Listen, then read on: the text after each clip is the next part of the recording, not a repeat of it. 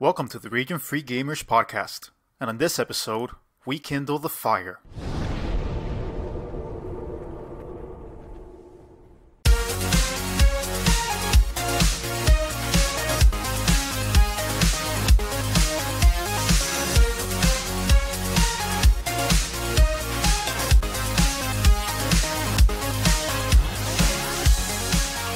Welcome back, everyone, and a happy Halloween to all of you that are cursed and undead.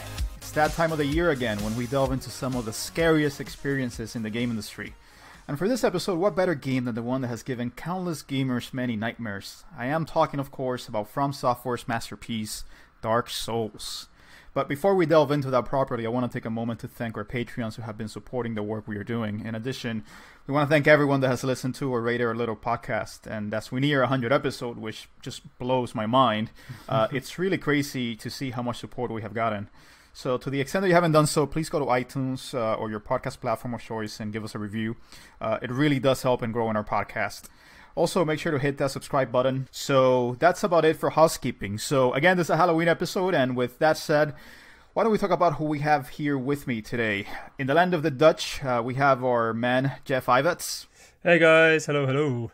And over in New England, we have one of our two Puerto Ricans, because if you have two of them together, you hit, I don't know, the singularity point or something. Arnaldo Perez. Ooh. Hey everybody, how you doing? That was my Halloween intro. Spooky. And lastly, we have a very special guest today, because a game like Dark Souls requires someone with a special type of obsession. And we are pleased to be joined by the man that goes by Ninja Artorias on Instagram. It is my pleasure to welcome someone that is a longtime friend of the pod and fellow Sunbro, Josh, to the podcast. Josh, how are you, buddy? I'm great, thanks. It's good to be here. Great to hear. So when we have a guest, Josh, we usually ask a few questions to get to know more about the person and kind of get an idea for the guest, where they come from, who they are, what Sony, Nintendo, I don't know, whatever banner you wear, I guess.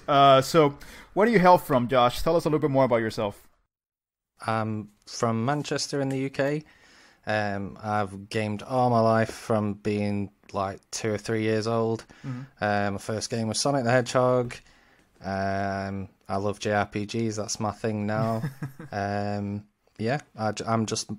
love gaming, and going into being an adult and still having it be such a major part of my life despite being married and despite being a dad. Yeah. It's like us, you're terminally ill with having to continuously play video games. Affliction. Yeah. I'm down with a sickness, man. We just can't quit it. So, Josh, you mentioned Sonic the Hedgehog. Was that kind of the game that got you onto gaming, or was there a game before that pulled you in and never let you go? Sonic the Hedgehog on the Sega Mega Drive was my first game I ever played, and then obviously, like I grew up with I had the Sega Mega Drive, and then I had the PS1, mad on platformers and whatnot. Got my PS2, grew up a little bit, started playing a little bit more serious stuff, some Resident Evil and whatnot, and then I betrayed Team PlayStation like everyone and went for a 360, but I've got great memories of 360. I played some amazing games on that. But now I'm firmly back on Team PlayStation. I love my PS4. I mean, the thing is that you can get Bloodborne on the Xbox, so I think by default you have to be a PS4 kind of guy. So well, that's the thing. I did get an Xbox One first this generation, but and I played Dark Souls 3 on that when that came out, but after seeing Bloodborne, I was just, how can I not get a PS4? Yeah, absolutely. Absolutely. I think that's the game that sold a ton of people on the PS4. I mean, there was Uncharted 4 and the like, but I think Bloodborne really was the game that made people say, okay, I gotta bite the bullet and just get the system, because you just can't get an experience like that anywhere else. And of course, this is not a Bloodborne podcast. This is not a Bloodborne episode, although trivia for everyone, this was going to be a Bloodborne episode, and then last minute we decided to just change it to the progenitor, Dark Souls. So, Josh, your Instagram handle is Ninja Artorias. Tell us a little bit about your Instagram account. You have a lot of Dark Souls content on there. So, what do you hope to achieve with it? You helped me out to get through Dark Souls. You were a steward, a good shepherd, as it were, through my Dark Souls experience. So, is that part of the process to proselytize Dark Souls and make sure that you are spreading the good word? Tell us a little bit more about that. Yeah, man, definitely. I mean, I got all my inverted air quotes real friends, like in real life, into Dark Souls, and then I needed to spread the gospel of Miyazaki some more. Josh, what's your favorite console generation? My favorite generation is the current generation, and it's not that I don't like old games. I do. I love retro games, but a lot of them are now like on, say, the SNES Mini or the NES Mini, or compilations, or there's remasters, and I'm slowly filling in like the gaps in my knowledge of games that I've missed in the past, or that I was perhaps too young for at the time. But my favorite, I gave it some thought this week, and my favorite console of all time, I'm sorry, Annie, it's the Switch. You gotta get on the Switch, man. Arnie wouldn't know. Arnie wouldn't know because he is, a heathen. So I saw that you just recently beat Fire Emblem Three Houses. So I take it that you had a pretty good experience with that, huh? Oh, dude, such a good game. I just finished it last night. Over the last few months, I've blasted through Xenoblade Chronicles Definitive Edition, Xenoblade Chronicles 2. Catherine Fullbody, and Fire Emblem Three Houses. Damn. In the 11 months I've had my Switch, I've played through Breath of the Wild, Mario Odyssey.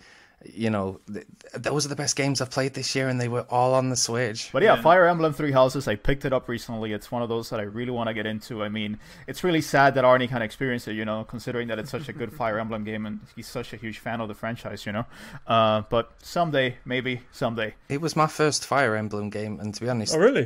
One of the main reasons I picked up a Switch, and one of the main reasons I picked up Three Houses, was because of hearing you guys talk about it on the podcast, and I was like, I'm not being an Arnie. I'm not missing out on that. Does it make you want to go back to the 3DS games, or maybe even the DS stuff, or does it give you that inclination?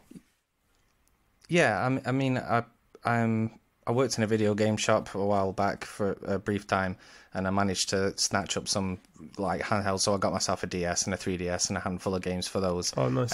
But I still have such a mega list of games that are on the Switch that I still want to play. That's great. It's only gonna get bigger. But I find that so interesting as somebody who grew up with older systems, that you have like such a fondness for the modern stuff, because I feel like a lot of the people that we talk to on the show, obviously they like both, but to hear someone say their favorite generation is the current generation, as somebody who's grown up playing all the other stuff, I like that. I feel like that's one of the I would say one of the least biased answers we've gotten on the show. Like, I think if you were to inject truth serum into people, a lot more people would probably have your opinion than the other way around. No, and the reality, Arnie, I mean, it's that you can pretty much get almost any game nowadays on a modern console. Oh, absolutely. Yeah. And you can be as retro as you want, and you can be as modern as you want. I mean, we're living through a spoil of riches right now, because you not only have the AAA experiences, you not only have the retro experiences, but you also have the indie experiences that emulate some of the old games that you used to love, but they refine them even further. I mean, I think I've said this before. I really do think that we are living in a golden age right now in terms of games. Yeah. For all the shit that games get, about Fortnite and all the other crap, I really do think that we are very lucky right now to live in this period. Which brings me to another question, and I guess my last question, Josh. What's your favorite game of all time? What's the game that makes you giddy with glee, and that you think about it and you say, this is the game that if I were to be taken to my grave, I would have it crossed across my arms, and it would go there with me? So, I mean, I do like older games as well. Like, I've grown up playing games. I've got particular fondness for like the Tony Hawk games and the Final Fantasy franchise, Resident Evil games, big time. Resident Evil 4 was my favourite game for a long time. Then that was snatched up by Dark Souls. And then, in reflection, after a few replays of them all, I've Bloodborne. man, Bloodborne's my Bloodborne is the favorite top. game of all time. I truly, truly love that game. It's Yeah, I mean, and someday we're gonna have to bring you back and talk Bloodborne because that is such a phenomenal game. I would say probably up there the game of this generation. Yeah, up there with The Witcher 3, I would say. So definitely not a bad choice, mate. I was gonna say Stockholm Syndrome is a disease, so like it would make sense that you'd love something that punishes you so much. Oh, absolutely. I mean, we're all a little bit masochistic inside, so I think that Dark Souls actually plays into that. Which, by the way, I was reading an interview with Hidetaka Miyazaki, and you're gonna hear that name quite a lot over this episode. Hidetaka Miyazaki being the creator of Dark Souls, he did say that the reason why he does such difficult experiences, he creates such difficult experiences, it's not because he's a sadist. He says it's because he's a masochist. That's what he would want to be done to himself. So, praise the man for being very honest about that. So I guess, Dark Souls plays to our inner masochist. And with that, Josh, let's talk about your personal experience with Dark Souls. How did you encounter this game? Did you know anything about it before? Did you play Demon Souls before that? How did you come into this game? Dark Souls was my first taste of the series. There was a lad at work who was like, we would get together after work and play a few games and have a drink and that. And he was like, man, you got to try this game. This is called Dark Souls. And I'm like, yeah. And he puts it on, and the graphics look a bit, even back then, like the graphics weren't fantastic, like they weren't cutting edge or anything. And he shows me this stuff and it looks a bit glitchy and a bit weird, and he says it's like this insanely difficult game, and he's finished it, and did I want to start up a new profile? And what hooked me or broke my mind, made me sit up and pay attention was so we did like the first few bits, and he showed me how to get the Drake sword like I showed you, Ozzy. And just that outside of the box thinking, the game treating you with some intelligence and being like, well, why wouldn't it work if you shoot the tail off a dragon? Why wouldn't that turn into a sword and for you to be able to use it? That's insane. So I saw that and I was like, this is different. And then, some time went by. I kind of thought, I'm not really great at games. I don't think I'll pick up that Dark Souls, but, some months go by later on, I'm in the game shop and I'm torn. I've picked up 2 games and I'm like torn, and I'm there and I'm like, do I get Skyrim or do I pick up this Dark Souls, this game? I wanted something that would keep me busy for a long time, right? So, and they both did. But the guy in the shop was like, give Dark Souls a go, man. He was like, get the Game of the Year edition, get the Prepare to Die edition with the DLC in it. And I was like, how am I going to get to the DLC if I can't beat the main game? And he's like, no, trust me. He's like, this is a really rewarding game. You'll dig it, take it home. And the rest is history, kind of. I fell into a hole, and I haven't climbed out. I'm still happy down here. You're still there. You have the pathology that is pretty much critical to every Dark Souls player. You can't stop talking about it. It's a disease almost that you can't get rid of. But it's fascinating. It's lovely. I have it. You've given it to me. I mean, I've had it before that, but you've dove me even further into the series. You can always tell when you're talking to another gamer if they have that spark for the Souls game, and they'll mention something niche, and you're like, oh yeah, you know what I'm talking about. Yeah. Well, I mean, and that's a very good point that you raised there, Josh. I mean, that this game came out at the same time as Skyrim. It came out in 2011, and that was a banner year for gaming. Skyrim came out, Uncharted 3, Modern Warfare 3. Which one was the Zelda game? Skyward Sword.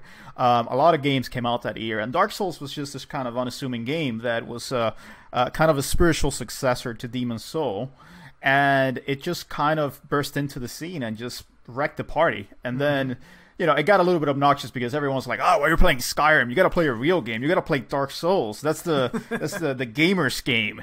Skyrim, that's just that's for casuals. You got to get good, son." Yeah. So that got a little bit annoying, and I think part of me just kind of rejected Dark Souls out of hand because I was like, oh man, I mean, these people are obnoxious. Why don't you just let me play my Skyrim in peace? I just want to, like, do my Fusrold in peace and just go around the land acting like some badass.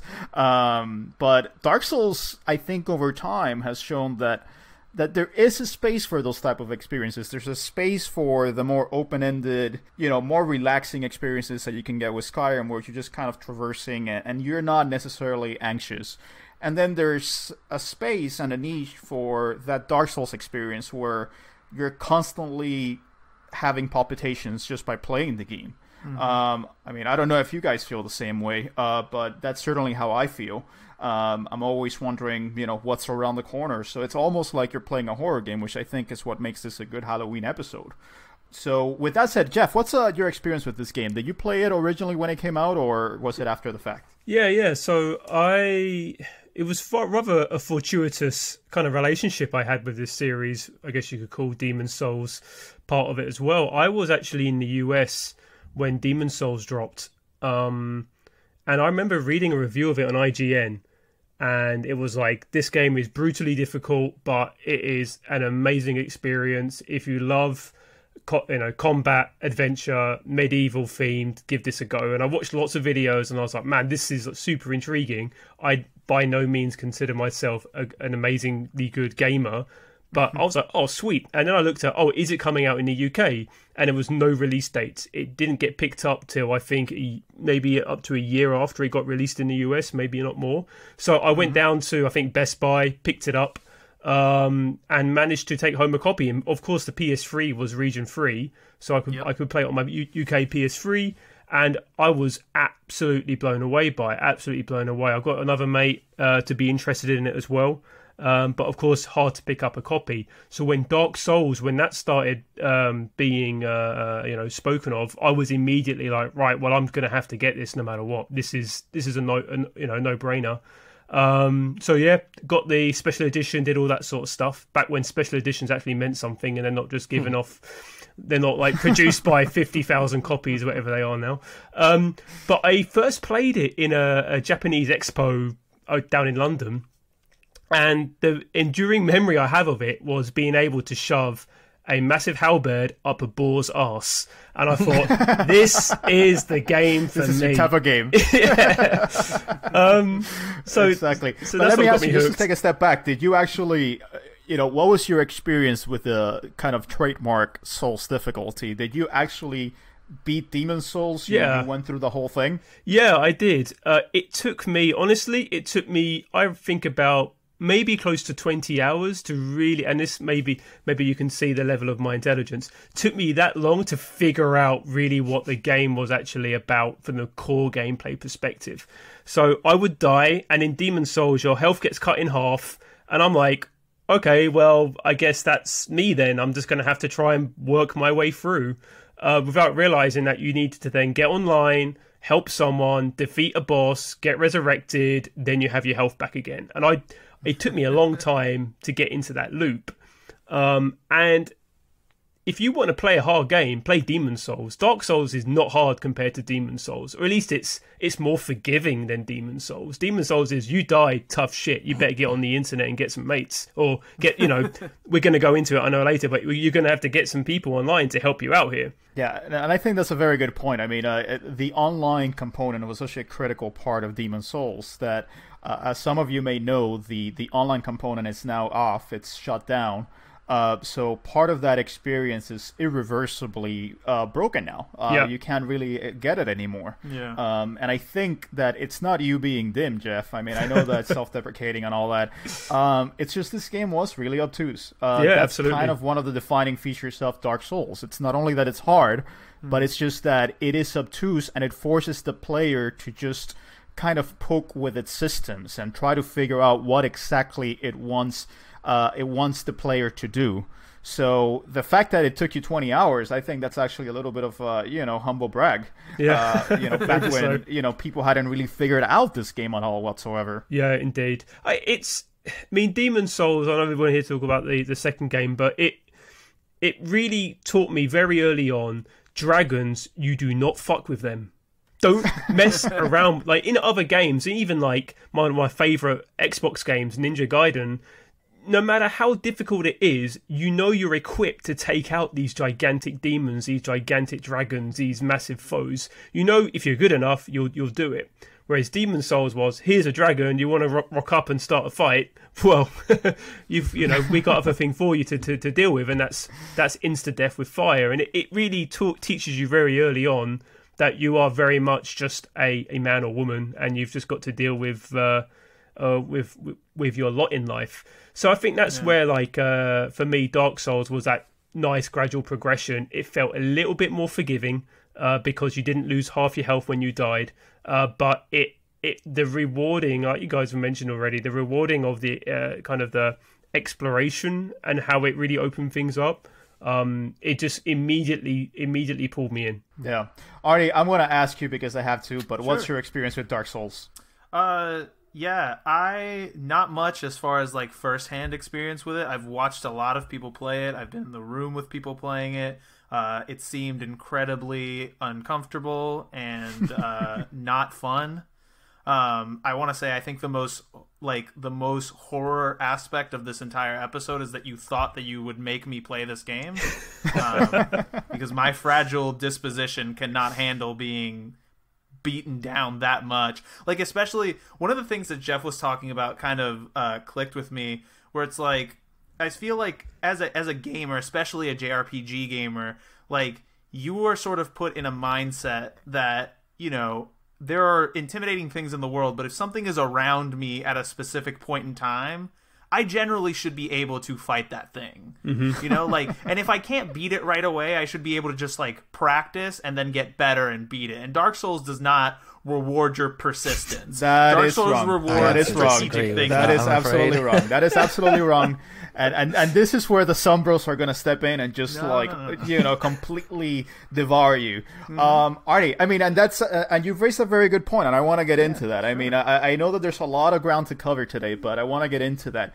I think one of the greatest disservices to Dark Souls is this myth that it's this ultra hard game that you can't get through. But that's not what I'm saying. That's not what I'm saying. What I'm saying is, if I go up to a boss in Dark Souls, I can try to beat that boss 1,000,000 times, and if I don't change up my strategy, if I don't visualize patterns, if I don't learn how the mechanics work, I'm never going to beat that boss no matter how hard I try. Whereas in a JRPG, I lose to a boss, I can fucking wander around for 7 hours, grind up 10 levels, and then I fucking walk over him like it's no problem. And you can do that in Dark Souls.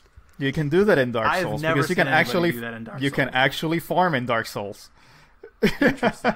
That's not the way it's been presented to me ever. The way it's been presented to me the entire time I've ever talked to somebody about it, it's like, it's very much about pattern recognition. It's very much about being a more strategic player. Like, you have to sort of develop unique strategies for every enemy that you encounter in the game, and that's where the challenge and sort of the quote-unquote fun comes in that you as a gamer get to sort of develop your character the way that you want to play him. And there's several ways that you can tackle problems, but you have to learn and you have to adapt as you play the game. Well, so that's Mythbusters Dark Souls Edition, myth number 1. You have to do whatever Arnie was saying. No, you don't necessarily have to do that. You can actually become overpowered in Dark Souls. Okay. And I can say that there's no shame. Already. There's no shame whatsoever in grinding and making sure that you're a little bit stronger to take on, that particularly difficult boss. And one of the beauties about Dark Souls is that there are alternative paths. So if there is a particularly difficult boss that is giving you a lot of heartache, you can go another path and just, try to take those down instead. There is a point in Dark Souls where you can actually just wreck things on your first try. Like, I never thought I would get to that point, in my initial playthrough. But eventually got to a point where, on my first try, I could take down a boss. I never thought I could do that, honestly. Okay. And you can actually do that. And there's another element here, which is that you don't have to do it alone. And that's the beauty of this. There is a community to this. And particularly if you play online, and you're that person that is so worried about not being able to learn the patterns, there's always someone that's going to be willing to help you and guide you through it. And, maybe if you want, they can teach you, or if you want, they can just handle the tough parts for you. Yeah. But that plays on my hatred of interacting with other human beings. And you don't have to do that, because I hate interacting with human beings as well. I hate going online. And so I play Dark Souls entirely offline. Yeah, and maybe this is blasphemy, but I play Dark Souls completely offline. So there are other ways of getting help as well. I mean, you don't have to play online. You can go on message boards, you can watch YouTube videos, you can befriend somebody on Instagram who knows what he's doing on Dark Souls, you know. Listen, I'm not very comfortable with this right now, because I feel like the guy knocking on your door on a Sunday and telling you, hey, have you heard the good word of the Dark Souls? This is not my preferred mode of being here. But this is what it was always going to be, because I'm the guy who hasn't played it, and you're supposed to tell me how I'm wrong, and I need to do that. So you're doing I love job it. I love it. But listen, I mean, just to kind of circle it back, I really do think that these games, what they do best is they breed a sort of community. They really build you back up. For all of the talk about, having it be ultra difficult games that don't care if you die, I really do think that these games build you back up, and it could be through many ways. It could be either by giving you summons, that you can use in your battles, or it could be by relying on the community, or it could be through farming souls, which you can also do. So there are various facets of Dark Souls and various myths that I think have done it a disservice, and I think a big part of why I never latched on to the first Dark Souls from the outset was because I was so terrified of hurting my ego that badly. I was worried about, getting into it. It's like, I really want to enjoy this game, but I can't. And eventually you get over that. So I guess that's a good roundabout way of getting back to my experience with Dark Souls. I played Demon's Souls first, as was the case with Jeff. I actually got it on PlayStation Plus around 2013 or so. They offered it for free. Nice. And I had heard about it since 2009, since that first Eurogamer review that came out that was like, you guys got to play this. This is amazing. It was an import review. So I heard about it. I was fascinated by it. And so I finally got to play it. I loved it at the outset. And then I got wrecked by a dragon. As soon as I saw the dragon, I was like, okay, maybe I can go over there. The dragon just swooped over me, killed me instantly. I was like, okay, I'm just going to go play Binary Domain or something, because that's what I was playing at the time. And then from that point on, I've just kind of played all the games little by little. So I started Dark Souls 2 quite a few times, and I just had a lot of falters, trying to start it up. I just couldn't get going. I would always kind of paralyze myself, and the reason why in hindsight was because I joined this covenant, which is kind of like this allegiance that made the game ultra hard. And I was in there, I can say I was being very dim, because the game told me like twice, it's like, hey, do you really want to do this? And I was like, yeah. It just forced me to not be able to play the game anymore. Eventually I got into Bloodborne, and then I got into Dark Souls, and then Dark Souls, the first time I tried it, the Asylum Demon wrecked me, and I was like, okay, I'm not going to do this right now. I don't have the mind for this right now. But I got more comfortable with Bloodborne. I got good at Bloodborne, and then I played Dark Souls 3, and I got pretty far into that, and then I just kind of hit a wall. Until recently when I went back to Dark Souls 2, and you guys heard me talk about it on the episodes, and I loved it. I went through Dark Souls 2, the Scholar of the First Scene Edition, which is kind of the remaster version of Source for the current gen consoles, and I absolutely became fascinated by it. I became obsessed with it. I wanted to read up all the lore, every little tidbit of item description, that pointed and connected the dots. And then, I actually, for the most part, the first one was the one that I had played the least overall, just because I had that very terrible experience with the Asylum Demon just wrecking me. And in hindsight, it's because I never went into where I was supposed to go. I tried to beat the Asylum Demon with my sword hilt, and that's not impossible, but it's quite difficult, particularly for a new Dark Souls player. So it's only with this episode that I actually said, okay, I'm gonna get through Dark Souls. I had the remastered edition, and so Josh was able to walk me through a lot of it, and I just beat it 2 days ago. So congratulations! My final time was 44 minutes. I think I grew a little bit more hair in my chest. 44 minutes? 44 hours, not 44 minutes. It is a speedrunner here. Hours. We got a speedrunner. 44 hours. Slip of the mind there. I'm not that good. But yeah, I love Dark Souls now. I was a big Dark Souls 2 fan before. Now I'm kind of wondering whether the first one has kind of taken its spot in terms of my favorite rankings. But I can't say enough good things about it. Went through the DLC. Not a single boss was left untouched. All of them fell to my sword. And it felt great. So yeah, that's Dark Souls. So with that, let's take a quick break and let's get back and talk about the game itself. Not that we haven't been doing so already, but let's get into a little bit more of the nitty-gritty of it. Cool.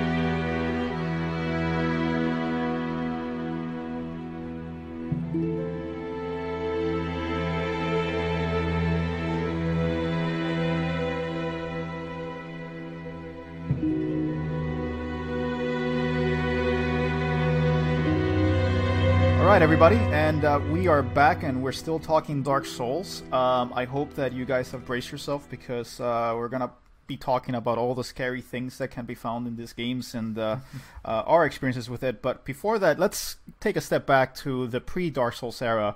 Dark Souls, as you may all know, was developed by From Software, and From Software is one of those developers that has been around for a really long time. They've been around since the 1990s, early 1990s. As a lot of people famously know, they used to be a productivity software company. So think Excel. That's kind of the thing that they were doing before they started developing games. And eventually they started getting into the games industry. And they did so with the first game, which was Kingsfield. So Kingsfield is kind of the very, very distant ancestor to Dark Souls. It's very much a dark fantasy experience. It's first person. It's very hard, very obtuse. It's very nasty, very punishing.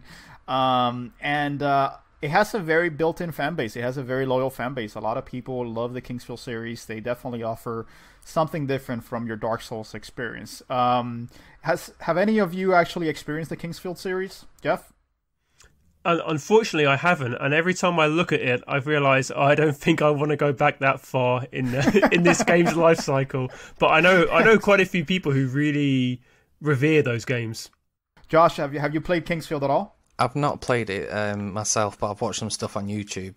It was actually the first. It was only released in Japan, the first one, but it was actually the first RPG to be released on the first PlayStation. Yeah. It really was. It was. And it's actually the first one that they released here in the States was actually Kingsfield 2. So they released it as Kingsfield 1, but it was actually Kingsfield 2 in Japan because the first one never got a US release or a European release. I actually have played Kingsfield, unfortunately. And I played it back when I was 11. And my experience with it was I started playing the game and I promptly died, and I thought, this game sucks, this game's terrible, I'm never playing it again. It just so happened to be at one of the houses I was going to. You know, when you're a kid, you go to, other people's houses, and they have their video games and whatever, and, in order to just have you entertained, they put the PlayStation on, and I saw this game, Kingsfield, and I put it on, and I didn't get very far into it. I definitely think that there's an audience for these games. I do want to explore them at some point. And it's not 11-year-olds. Not as an 11-year-old. Not as an 11-year-old. That was I don't want to go as far as to say traumatic, but definitely it distorted my perception of Kingsfield forever. Because every single time that I saw Kingsfield again, I was like, okay, I'm never playing that. And when people started comparing Demon's Souls to Kingsfield, I was just thinking, okay, maybe that's not the game for me. But so Kingsfield, that's kind of the ancestor. Arnie, just to check, have you played it?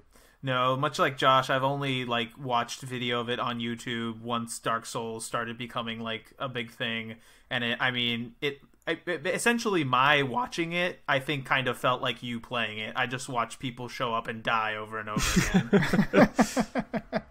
Yeah, and that's kind of how it is. I mean, one of the defining features of this game, even when you see the game in video, it just looks excruciating because it is so slow. Yeah. It is.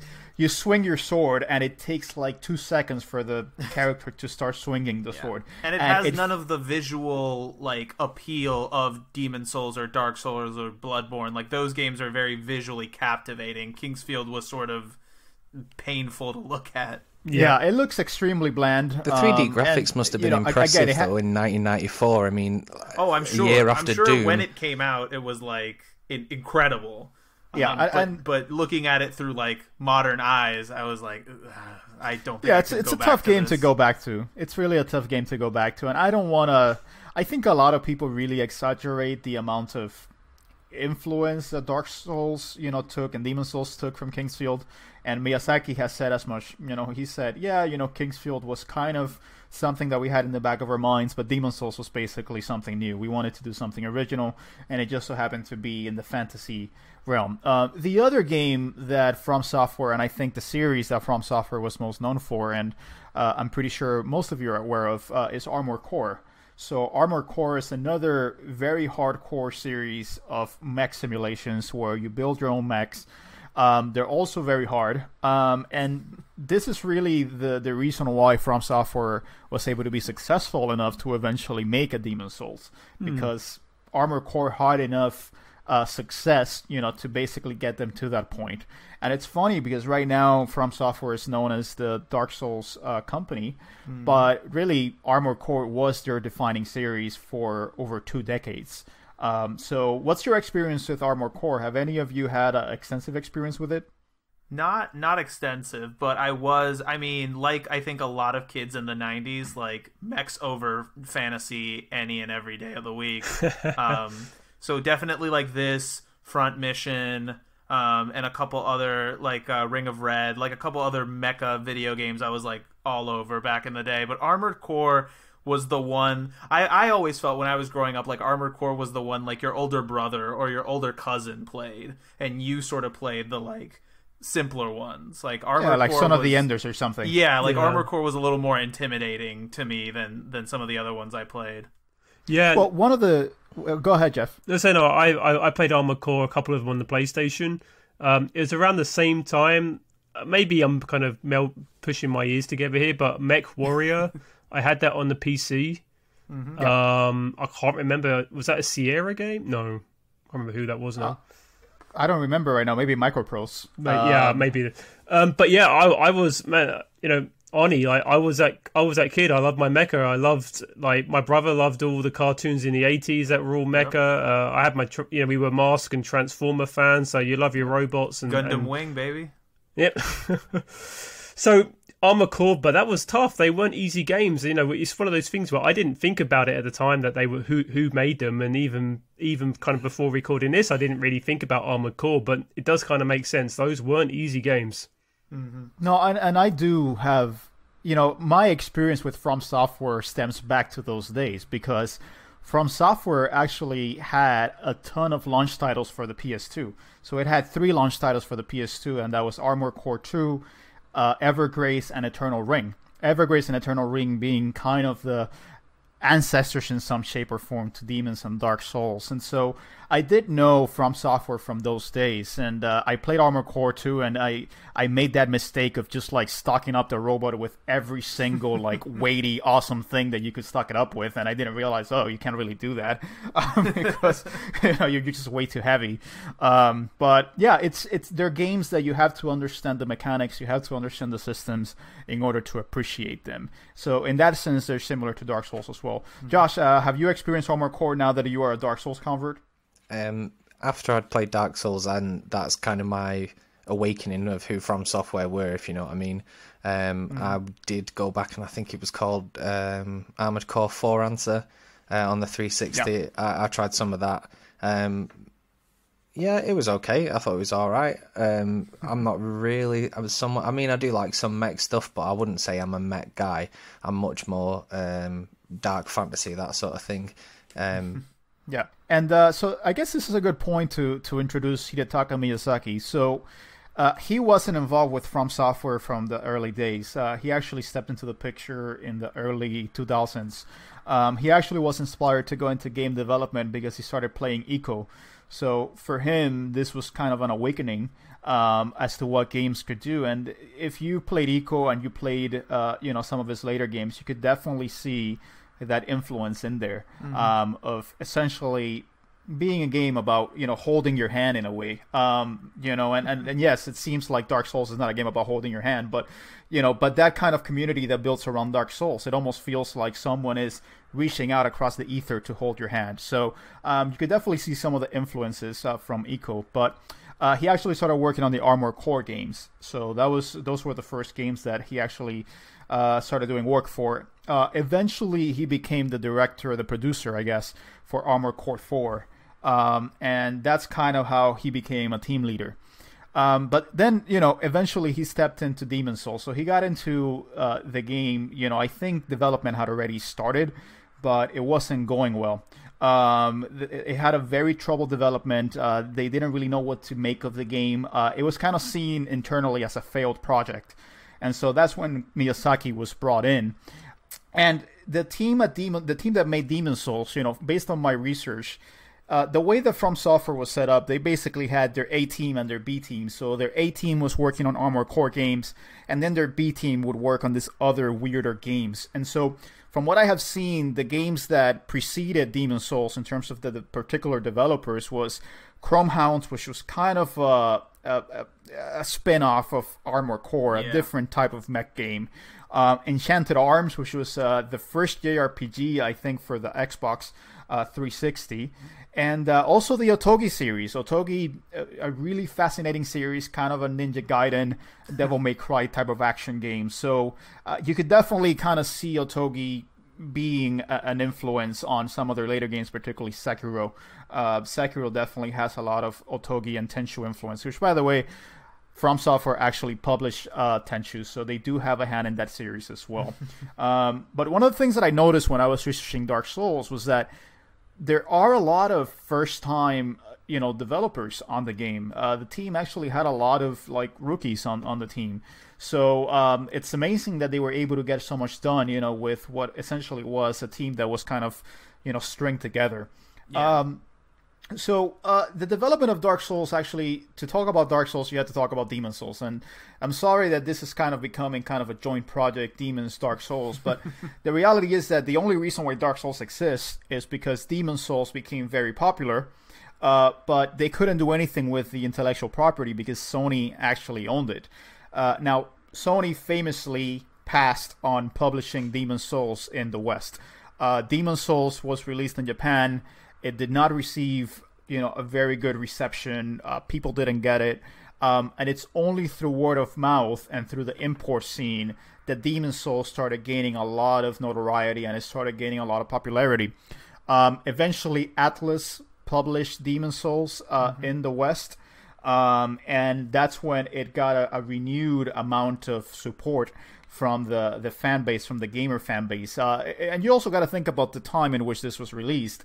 At the time, a lot of gamers were criticizing the games industry because there were too many tutorials. The games were perceived as being too easy. Yep. We were going through cinematic experiences, quote unquote, like Uncharted, in which you barely played the game, it just kind of played itself. And so Demon's Souls was perceived as a return to the old Nintendo hard type of experience, where you actually had to get good in order to be able, to, get through the game. You just didn't, press X to, wave your salutes or whatever it is that you do in the Call of Duty games. So Demon's Souls was kind of a breath of fresh air. And so eventually the game started selling well, and the From Software team started considering what a sequel would look like. But since they didn't own the IP, they actually entered into a contract with Bandai Namco. So that's how Dark Souls kind of got its start.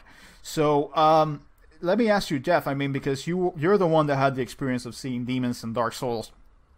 When you started listening, when you started hearing that there was a new Souls game being, made, Was that exciting to you? Did you think, okay, I mean, this is going to be a successor to Demons, or did you think, it's kind of weird, they're creating a new universe, maybe I won't like it as much? What were your thoughts, when you first heard of Dark Souls?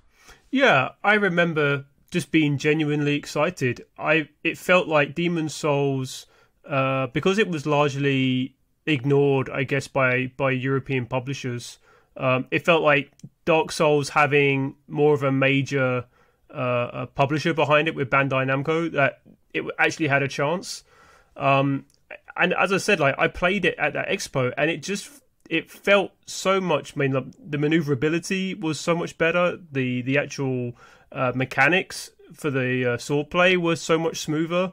The graphics, I know, like, the graphics they're not outstanding for the system, but I still felt like when I played it, like, this is a great looking game. So it was something that I was just genuinely excited over. I wasn't too fussed by the lore for Demon's Souls. I just played it for the game. I didn't have a clue why I was fighting things. I didn't really care either for that one, because it all felt very loose and very obtuse. So yeah, it was just like, I can't wait for this to come. Bring it on.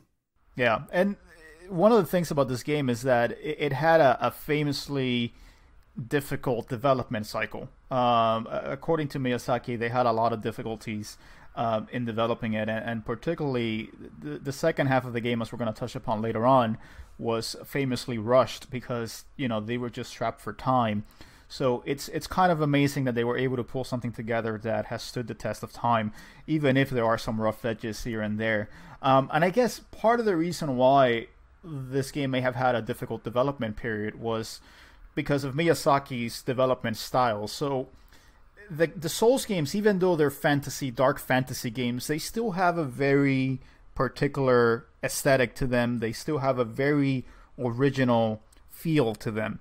And I think part of it is because, Miyazaki has a very distinctive style to how he approaches game development. So the way that he has his team members go about developing it is he says, well, I want you to make me a weapon that you wouldn't trust to go into the battlefield, that you wouldn't trust your life to go into the battlefield, like you would trust it with more than anything. And he would just say that, and then the person would have to come back with something, responding to that. And so he kind of gave them an idea, and from that idea, you had someone kind of, create something based on their own image of what they interpreted that idea to be. And, I think part of that makes it, so that you can get the most out of your artist. The way that Miyazaki has said it is that that's his way of getting and maximizing the output of his artist, because if he tells him that he wants something with too much description, then you're not really getting the most out of them. You're not really getting their originality. You're basically getting what Miyazaki wants.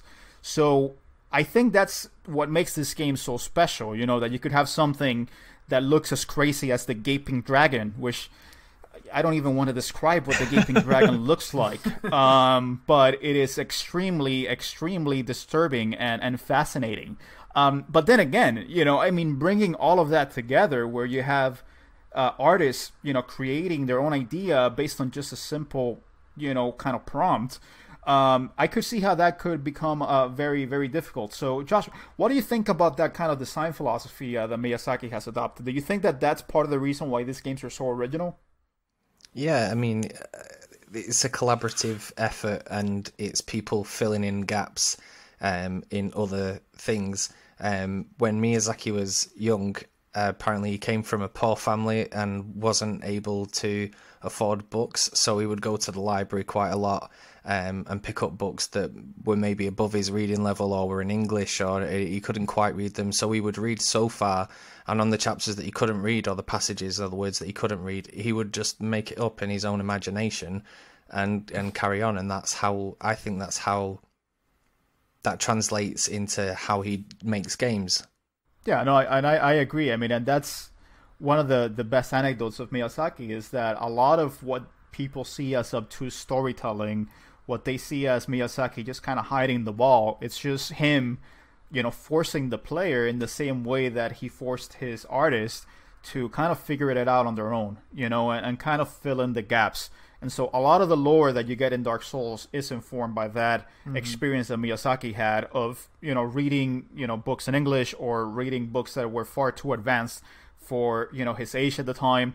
So it definitely informs the type of game that you end up with.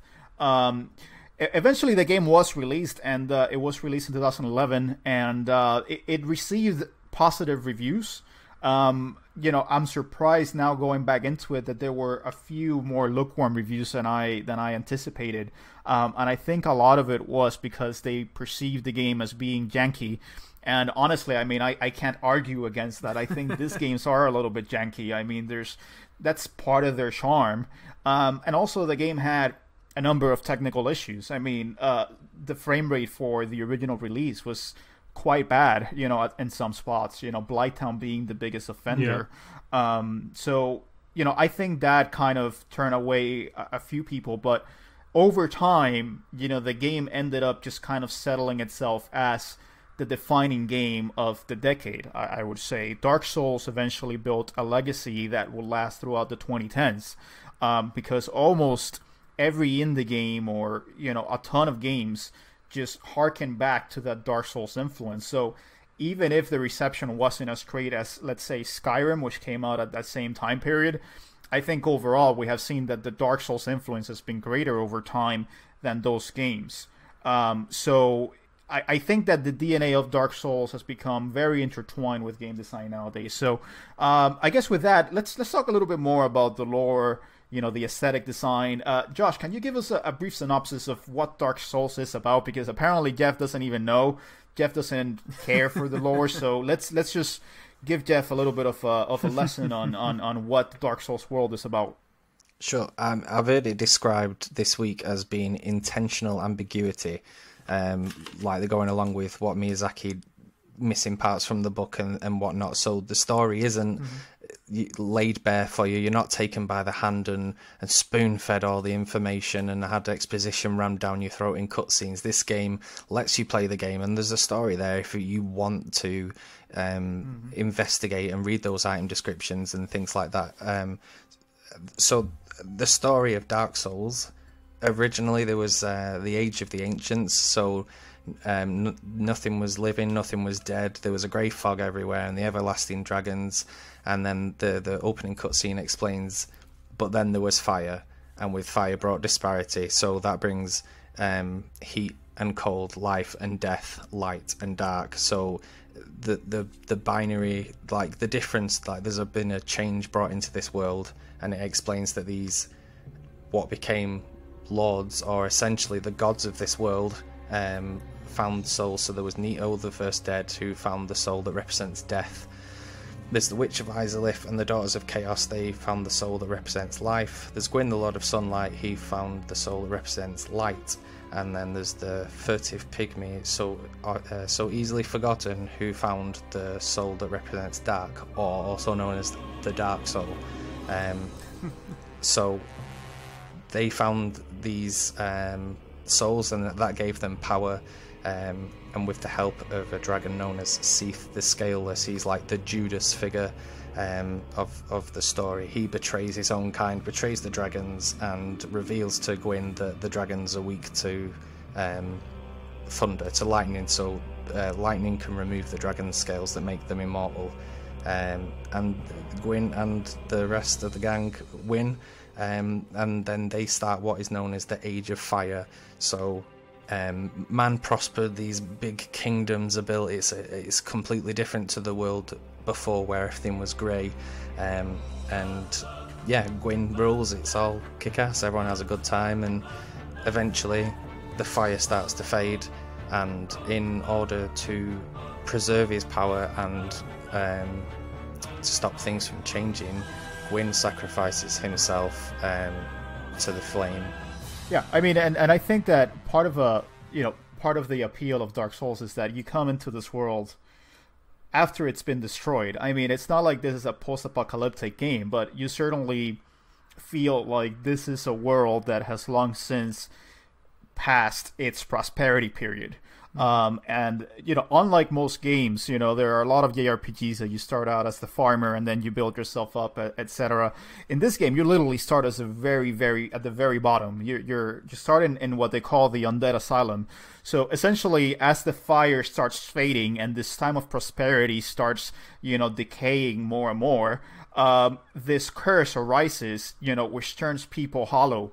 And essentially, going hollow is essentially kind of like becoming a zombie. You essentially start losing your humanity to the point that you just become a husk of your former self. And so this is what Gwyn, who is kind of like the Zeus figure, is fighting against. And once you start the game, you're essentially this undead, that's been thrown into this kind of asylum or prison far away because you are undead. And essentially the start of the game is you trying to break out of this asylum. You're given an opportunity to break out of the asylum. You have to take down this massive beast that's preventing you from taking it down. And then, you become part of a prophecy that there is one undead, the chosen undead, that will link the flame. What they call linking the flame is basically rekindling that fire so that man and the lords can prosper again. So essentially the story of this game is that there's a cycle to all this. And as the fire fades, there is a reignition again, and you are playing that part. You are the chosen undead that is attempting to go into it and try to rekindle the flame so that man can prosper again. And eventually that's, without too many spoilers, that's the decision you have to make. So Jeff, now that you know a little bit more about the story, what's your take on the story itself? Yeah, it sounds, obviously, you can't get away from the influence from previous cultures that have clearly had on this. This sounds very much like the Greek gods overthrowing the Titans. But that's a classic, amazing story. I love Greek mythology, so that absolutely plays really well into what we're doing here with Dark Souls. It is an interesting one, isn't it? Like the setting, and you were mentioning of how the artists were kind of given free reign, and it does show in all the different environments. But I guess that's where, for me, I really struggled mentally to put these pieces together. Like, why on one hand am I fighting a gigantic giant demon on top of a castle fort, and the next minute I'm in the woods fighting a gigantic wolf, and then I'm fighting a spider woman? It's like, how are all these things connected?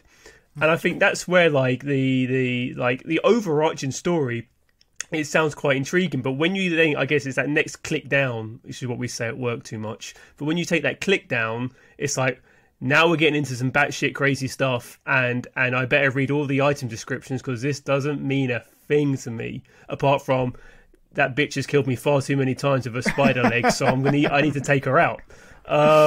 So I think that's where I land on it, I guess. No, I think, Jeff, one of the things that this game's forced me to do was just to be a more attentive player,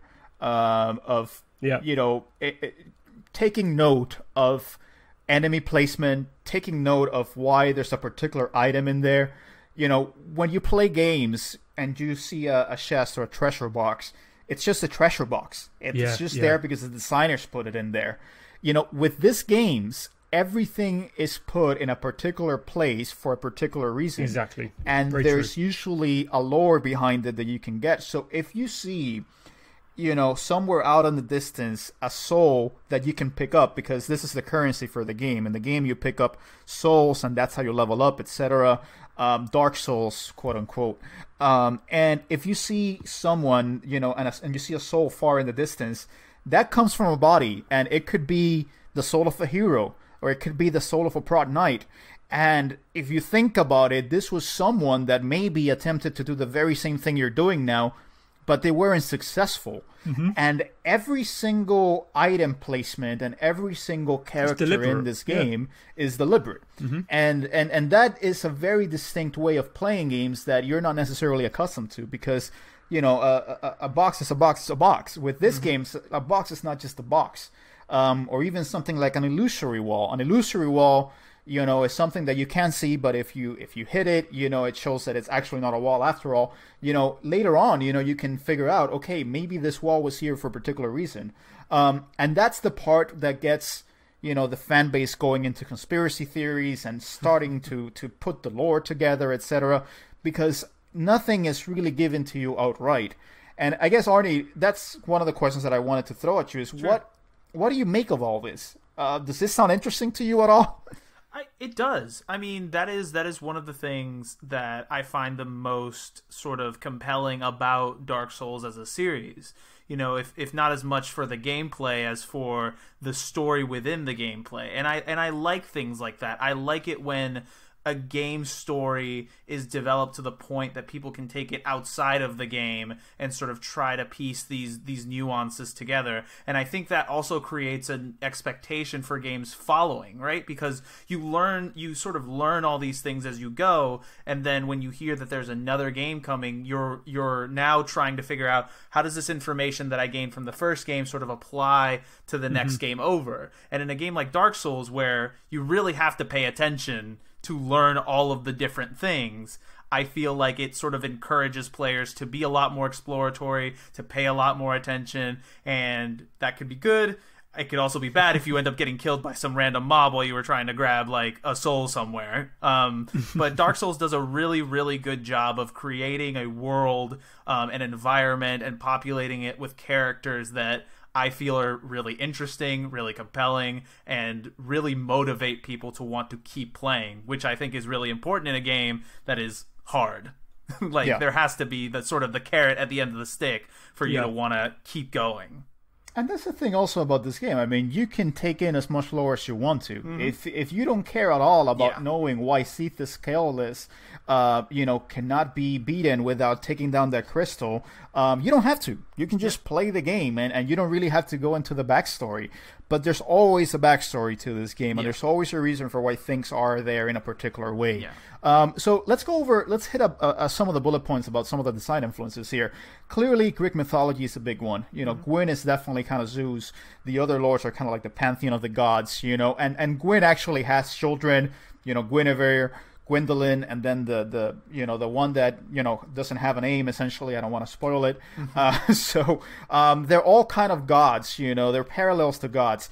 But this is also a Promethean story. It's a story about harnessing the flame, harnessing the power of the flame, having it lead to prosperity, but actually being the cause of your destruction eventually. And that hunger and that unsatiated ambition, kind of destroying, what was once a prosperous world.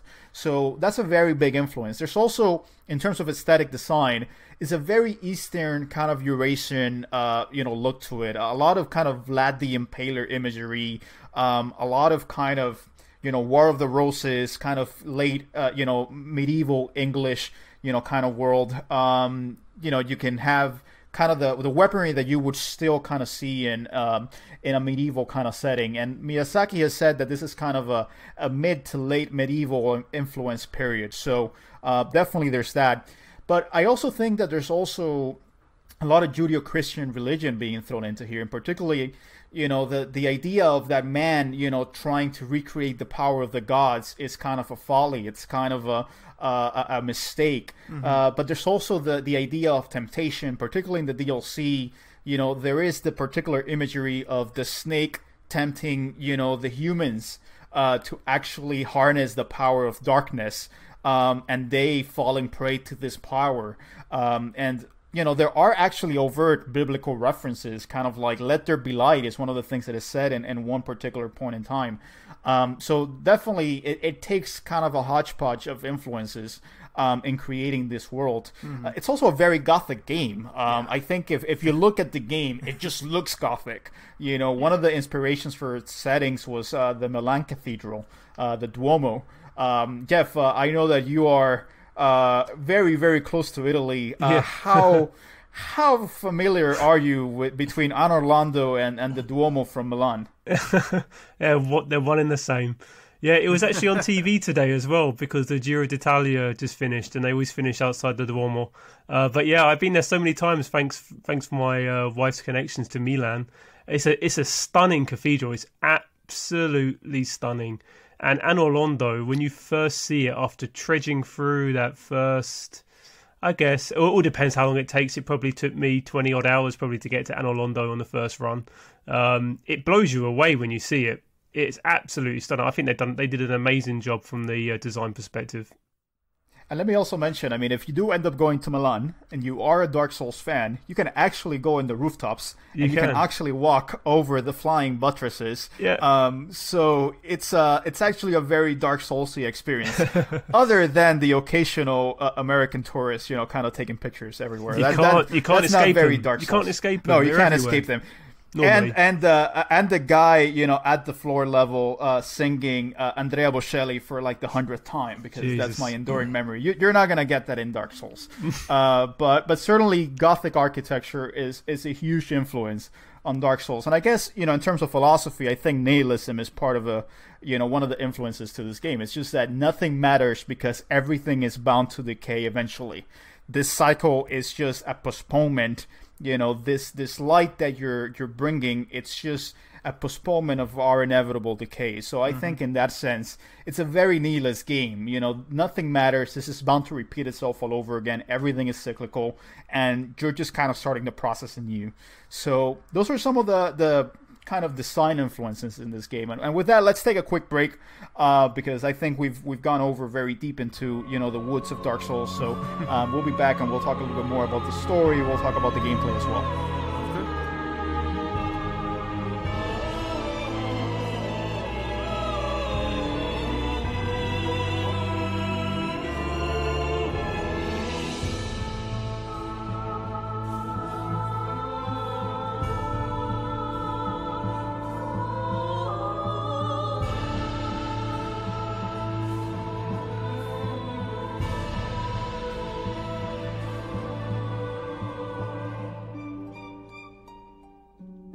Hello everybody, and we are back, and let's just talk a little bit more about, not necessarily the story, because the story, it's quite complex. If you guys want to experience more of it, definitely this is one of the most appealing aspects of the game. The lore is really integral to the Dark Souls experience, but again, you don't need to, mind that if you just want to play a game about hacking and slashing, big monsters down to their death. Yeah, it really plays to both ends of the player spectrum. If you're a big lore person, you could spend tens of thousands of hours looking at every single piece of jewelry. And if you're Jeff, then you can just shove a halberd up a boar's ass and be happy, right? I don't like this kind of generalizing. I do know some of the lore. It's just I had other things to do with my life than watch 2-hour-long YouTube videos. See, explaining honestly, what was I'm on happening. your side on this, Jeff. I probably would not also look at every single piece of leather armor to see who it belonged to. Whereas I'm a total sado and on the complete opposite side of the spectrum, can love nothing more than watching an hour-long lore video on YouTube about Dark Really? Souls or this person's armor means this or... But Yeah, honestly, sorry, but I was just saying that's what's so amazing about this game. The community and the passion is utterly fantastic. I just want to say, even just in preparation for this video, the amount of stuff I saw of people who have just found so many different ways of beating it and playing it and enjoying it. It's an incredibly versatile game, and I respect everybody and anybody who cares about the lore and the story, because I think it clearly is intriguing. It's just for me. Sometimes I like something spelled out to me a little bit. Yeah. I'm not I like guess all games need to be like Marvel movies, but there needs to be a balance. No, I guess that's a good question then, Jeff. What do you think of this storytelling style? Do you think it's effective, or do you think that it's just gimmicky? Oh yeah, definitely not gimmicky. I'd be brazen if I called it lazy or half-assed, because it's it felt like gameplay came first. We need to make, you can give me the best story in the world, but if the gameplay doesn't bring me back, if that loop doesn't fulfill itself, if you don't get me wanting to cut that tail off and wanting to defeat that demon, then it's then you've got nothing. And then it's how much of it was kind of, as you're saying, you've got all these different people. I'm just asking a question here. I'm not saying this is what I believe. If you've got all these different people designing all these different things with all these different intentions, how much of it is coincidental in terms of how things tie together? How much of it is tied together after the fact? And how much of it was really thought of from the beginning? Or was it a case of this game is about gameplay, and then we'll think of something after. I wonder. No, and Miyazaki has stated very explicitly that it was game first for them. They designed the game first, and then they created a story around it. And I think that's a very Japanese way of doing things. For them, games are an interactive medium. They're about play first and foremost. And it goes as well into, they call a story a scenario. They don't really call it the story. It's just a scenario, which is, this is what we are using for this particular gameplay loop. This is kind of what we're fitting into this game that we have created. So I definitely do think that a big part of it, Jeff, as you say, it's that they created the game, they created the characters, and then they just kind of retrofitted a story around it. I just think that it happens to be a really good story, and it happens to be a really kind of engaging, way to tie it all together. Josh, I feel like you may have a different perspective on this. How do you feel about this storytelling style? So, to me, the style of storytelling and the way you piece it together is very much similar to the gameplay style, where you piece things together, you acquire a piece of knowledge here, and that will help you here or help you there.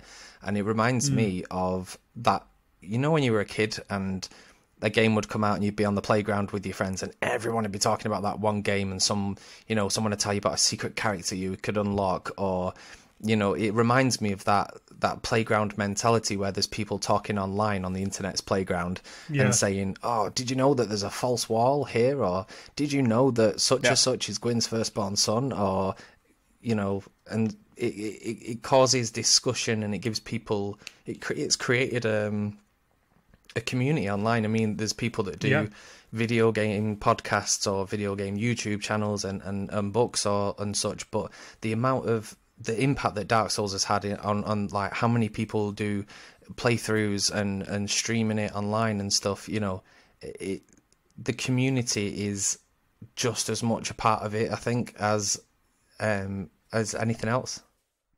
And I think, it's good to point out that just the same as Miyazaki gives his artists an idea and then they go with it, this is kind of the way that Dark Souls does it as well. Dark Souls gives you an idea, and then the community just goes with it and just runs with it. And what I have found is that the moments where the community gets the most pissed off, it's when Dark Souls, when the From Software team actually gives them answers. Because maybe the answer is not exactly what they wanted. Well, it's the fan fiction and deciding for yourself. It gives you something to think about after you've put the controller down. After you've put the controller down, switch the console off, you go to bed or you go back to your... at the time I was like, I had a really rubbish job. And what got me through all those shifts was, how can I get from Firelink Shrine to Blighttown? Or how can I get, running these routes in my head and pondering the meaning behind the environmental storytelling and what did that NPC mean by that and things, it gives you it lasts much longer after the controller's been put down, And there's also another element to this, which is that a lot of the characters that you meet in Dark Souls are unreliable. So even when you're told something, it still might not be accurate. It still might not be true. So from their perspective, I guess. It's kind of difficult to parse out, what to take at face value or not.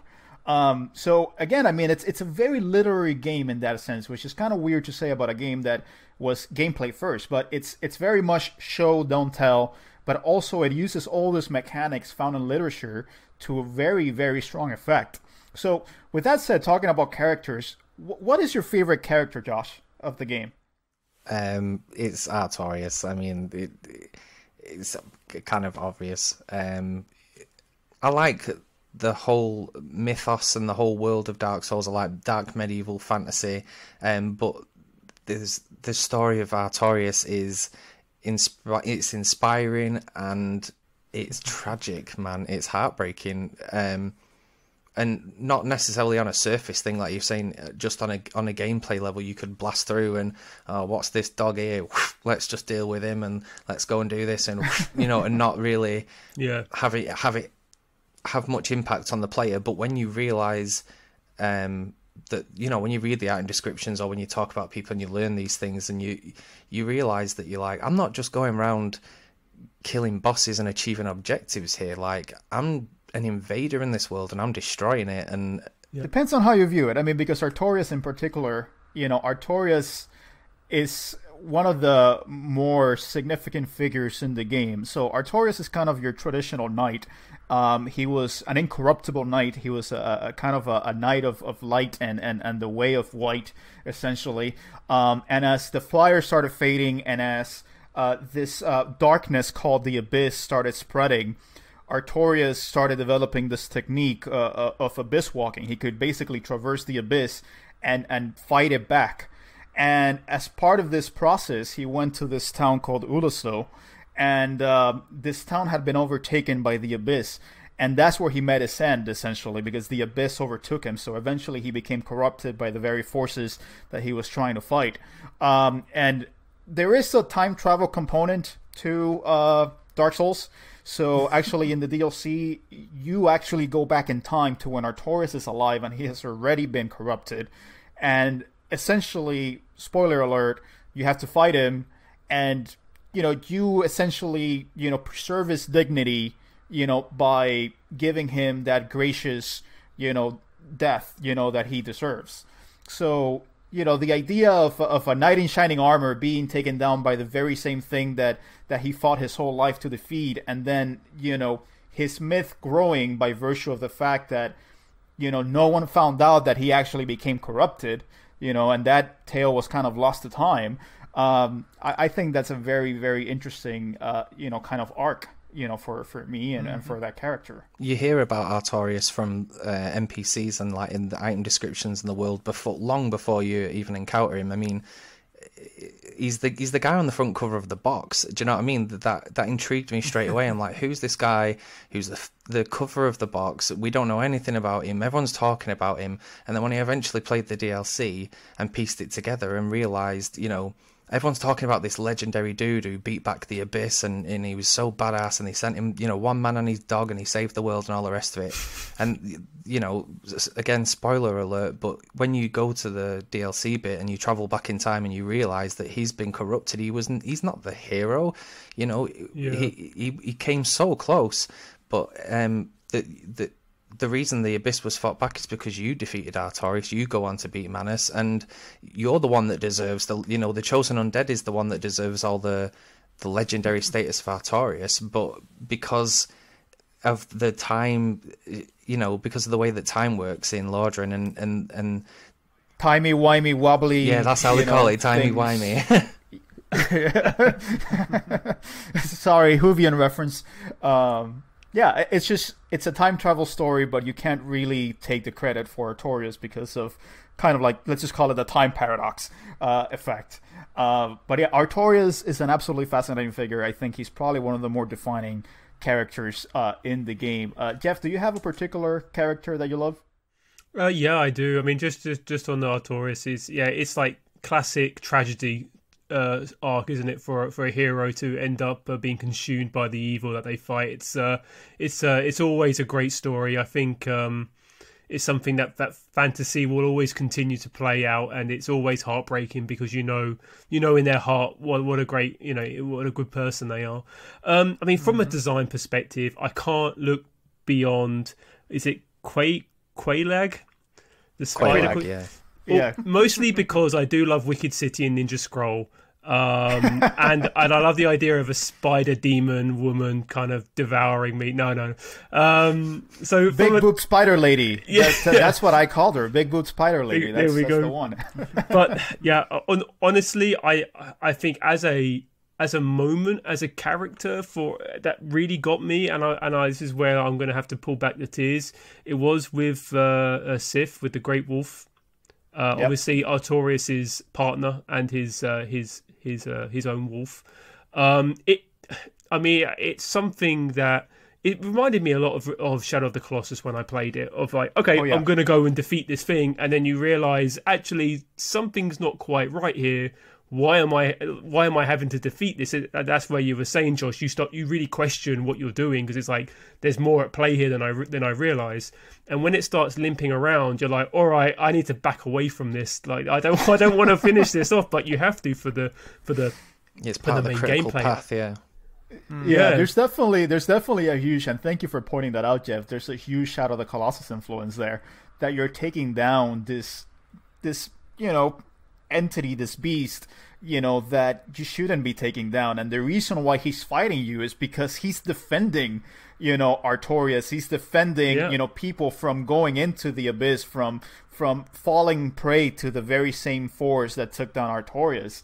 And, you just happen to be the chosen undead, so you take him down. And then you kind of go back into his backstory and you realize that Artorias sacrificed his shield, and when you fight him, his left arm is limp. And that's because he sacrificed his shield to save his beloved wolf. Yeah. And you can actually save the wolf, when you're back in time. And you could see that his shield, Artorias' shield, is right there. And if you're just playing the game, it doesn't really feel like this is a huge thing. But if you look into the backstory, it's like, oh man, this was really sad. This was really tragic. Yeah. And if you ever want to be a sadist, wear Artorias' armor to the Sith fight. Because that's just absolutely brutal. You're going to get a different intro if you wear the Artorias armor. But yeah, Sith, I remember when I started the battle, my fiance was behind me, and she just looks at, she's a huge husky fan, loves huskies, loves dogs. We're both big dog people. And she looks at me and she says, "You're not going to kill him, are you?" And I'm like, I may have to. Yeah, so Sif is one of my favorites as well. Josh, we've talked a little bit about the gameplay loop and about the, kind of building yourself back up, but what works so well about it? What do you think keeps people coming back to, Dark Souls even after being taken down several times by a very difficult boss? A phrase that I've heard used to describe playing Dark Souls is knowledge transforms space. So when you start out in the world and you don't know anything, you have to unlearn the lessons that you've learned from playing other games maybe, and try to learn the lessons that Dark Souls is trying to teach you.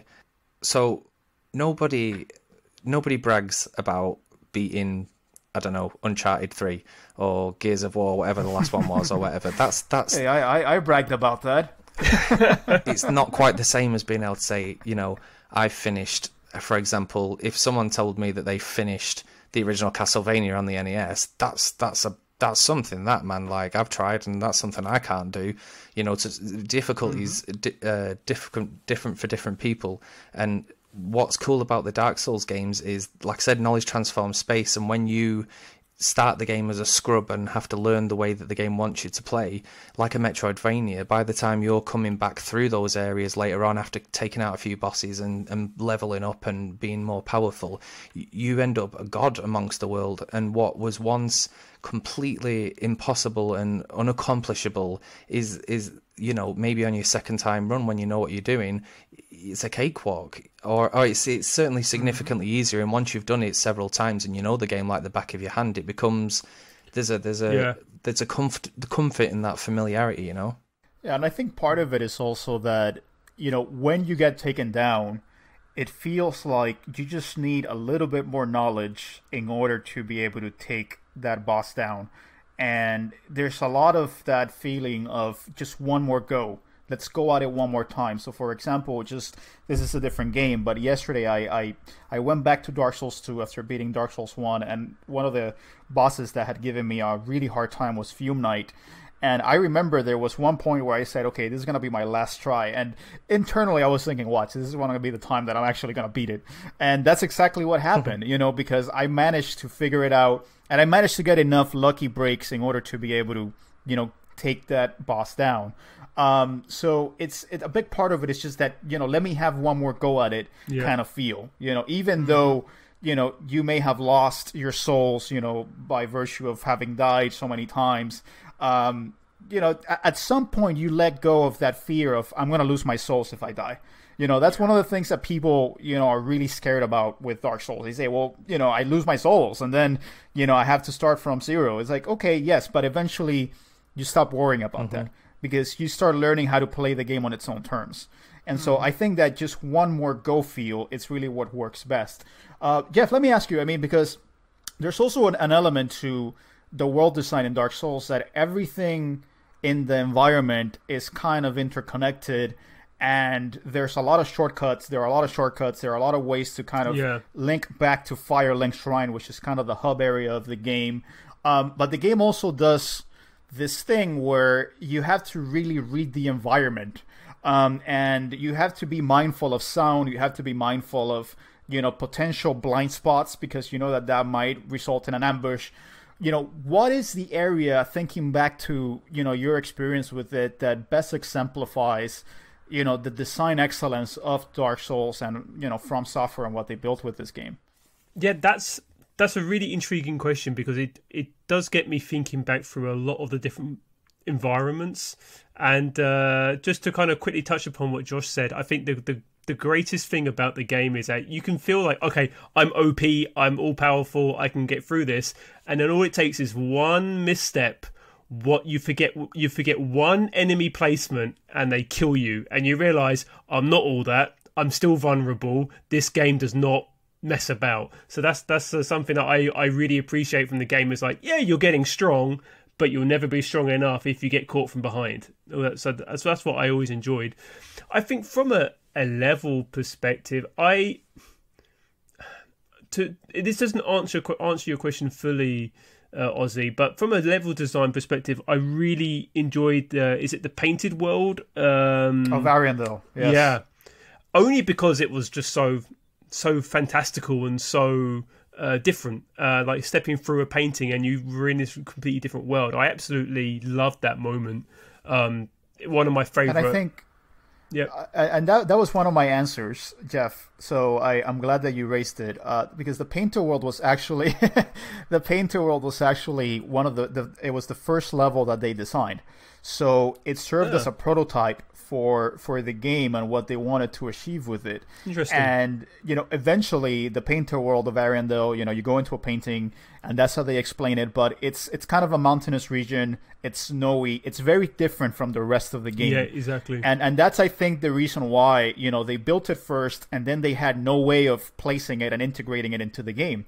And so they concocted this kind of, contraption, essentially, this contrivance of sorts, to kind of get you into the Painter world, which I think was a good thing, because the Painter world of Irondale was actually one of the more memorable experiences that I had, because it does have all of that very circular, kind of flow to the game where you're going deeper and deeper into this environment, and then before you know it, you're like, oh man, I'm actually back to where I started.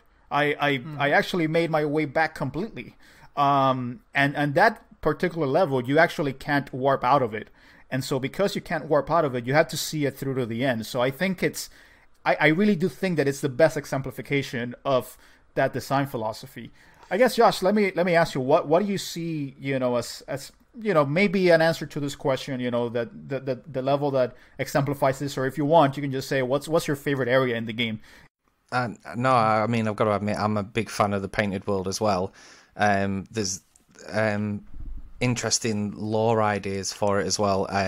Just briefly to touch on, in Demon Souls, there's the 6 archstones. You go to 5 of them, and one of them's broken. And they talk about the 6th one being this place where the giants lived, and it being all snowy and whatnot. And with the painted world being the first bit that they worked on for Dark Souls, that makes me think, was this maybe the 6th archstone location that's been discarded? Another thing that's really cool about the painted world and other areas in Dark Souls is they're completely optional. They're hidden. You might not know about them if you don't hear about it on the playground kind of thing, or read about it online, or and so much care and work has gone into these things that they really are truly secrets. You don't often get true secrets in video games these days, and these places are, some of the most breathtaking sights that the game has to offer, and they're hidden. And I think that only adds to, that feeling that you get of awe when you discover them yourself. Yeah, and I think that discovery is a huge part of it. I mean, I do wish that I had experienced this game back when it released, because I feel like I was robbed of that sense of discovery. I also had to finish playing the game before we recorded this, so I was playing on a deadline. So I had to rely on wikis at times, which I am very happy for, because otherwise I don't think I would have experienced the painful world. Ozzy, now you know what it feels like to be a reviewer. You got deadlines now. You got to write up 2,000 word review. Exactly. I really did get that experience. I mean, to me, the painter world is fascinating. I also want to give a shout out to Sense Fortress, because I really do think that's a level that really exemplifies that idea of reading your environment. It's kind of a trap house. It's a fun house of death. And you're constantly being thrown things left and right, to kind of beat you down, and you really have to figure out the level. And I think those are the best levels that From Software builds, the levels that feel like puzzles in and of themselves. Not the Bed of Chaos, it's not quite a puzzle, that's more like an annoying thing that they put together at the last minute. But the levels where they're actually well thought out, and it feels like an intricate kind of Rubik's Cube contraption, I guess. Just going on the design, when we talk about tough but fair, what is the boss, to your recollection, Josh, that best exemplifies that tough but fair mentality that Dark Souls is known for? So I would probably say the Taurus Demon, which is like your first main boss. Once you pass the tutorial area, you get into larger and you do a bit of castle exploring, and then you get to the Taurus Demon, because there are ways there's more than one way to accomplish that goal. What at first seems insurmountable, if you take a different route or try a different item, or try mixing two different items, you can get a different result. And I think it really makes sure that it tries to make sure that you've learned the lessons it tried to teach you in the Asylum Demon fight at the beginning with the falling attack, and to teach you to study your surroundings, make sure that if you can hear something, or if you can see something in the distance, or go somewhere there's a ladder or a ledge, make sure you're checking all these places to prepare you for what's going to come ahead. Yeah. What do you think, Jeff? I mean, what was the one that kind of stood out to you as being exemplary of that get good approach to design? Dare I say the fearsome twins, Ornstein and Smo? And Smo. Do I? Maybe not. It's a funny one with the bosses, because you're all the time you're learning, and once you've figured a boss out, once you've got the patterns down, most of the bosses are beatable. It's Ornstein and Smo which really requires you to not only learn but also have the reactions that to be able to pull off the moves that you need to have learned. So I think for me, at least, the most memorable boss is always the Gaping Dragon. That's like, just because of just the bizarreness of it, and it wasn't a tough boss. It's disgusting. It's not a hard boss. It's quite, the first few times is a bit annoying. So that's the one that always sticks in my mind, just because it's just, where the hell did they dream this one up of? And the way it's revealed as well. Sorry? And the way that the Gaping Dragon is revealed to the player. At first you just get a glimpse of it and you're like, oh, what's that cute little lizard snake thing? And then it appears, Yeah. Yes, and Gaping Dragon, even the name, man, I mean, it sounds absolutely disgusting. So imagine something that's gaping but with teeth, where it's gaping from. So I think that's the most PG friendly way that I can. Yeah, if you've seen some Stephen King movie adaptations, you can probably piece together as well what kind of. Or are you talking about the Langoliers? Does it look like the Langoliers? Is that what it looks like? Oh, God, no. Well, I mean, and I think Orson and Smo, I mean, I think you made a very good point, Jeff, which is that they really do force you to adapt, but it also takes that kind of quick thinking of, okay, that was not a good dodge. I gotta move. I gotta heal. And that scramble is very critical. I do think that by the time you get to Artorias in the DLC, ideally, if you do this at the end game, you are supposed to be better. And that, to me, was kind of a perfect example of how much better I had gotten, just by virtue of playing the game. I actually, and this is not a brag, please don't take it as one, I took down Artorias in my second try. Ooh, flex. And it really came down to just, to just executing everything I had learned up to that point. Yeah. Making sure that my dodges were well timed, making sure that I read his moves, and I executed it. And that feeling of acceleration when you finally, make that final slash and that boss comes down, it's just complete relief. And the reason why I'm saying this is because I want Arnie to feel this endorphins coursing through his body. I want his Puerto Rican, mind to be just overflown with that feeling of success and glory that you can only get through playing Dark Souls. So, just an occasional plug to Arnie. I want that for you, Arnie, as well, so much, man. Yeah. What were you saying, Jeff? I've got a question for you, Ozzy. So, as a percentage of you, because you just finished your first complete run through, as a percentage, how many of your deaths do you think were fair, and therefore what was the percent left of deaths that you felt like this is BS, that was unfair? Yeah, I mean, and I think you're goading me here. And I say goading for a very particular reason, because the Capra Demon, I think, was bullshit. He's the Capra Demon, essentially, and let's not to get into too much into the weeds, but the Capra Demon, and that's a point that I wanted to raise. I mean, I'm not going to be completely blind to the fact that, the game has flaws. And for as much as people say that it's tough but fair, I do think that there are moments where the game is just not fair. So the Capra Demon, essentially is this big goat-headed demon. That's why you were goading me, Jeff, in case no one caught that. And you enter the fog. And right as soon as you enter, this guy just slashes down on you, sprints, and there are also two dogs just mauling you in like a corridor almost. And the level is like a little corridor. It's a little tiny damn corridor. So you will know whether you're gonna die in the Capra Demon fight within the first 2 seconds. It's scary. If you don't get past the first 2 seconds, like that's it, you're done. You've got to kind of like, spoiler alert. You can cheese that boss. You've got to be pretty quick and sharp, and you've got to dodge that first attack, get up the stairs, deal with the dogs, then you can do a bit of a loop on him. But yeah, that's like a 1 in 10 chance of that happening. So it's like when you watch speedrunners do him, it's disheartening.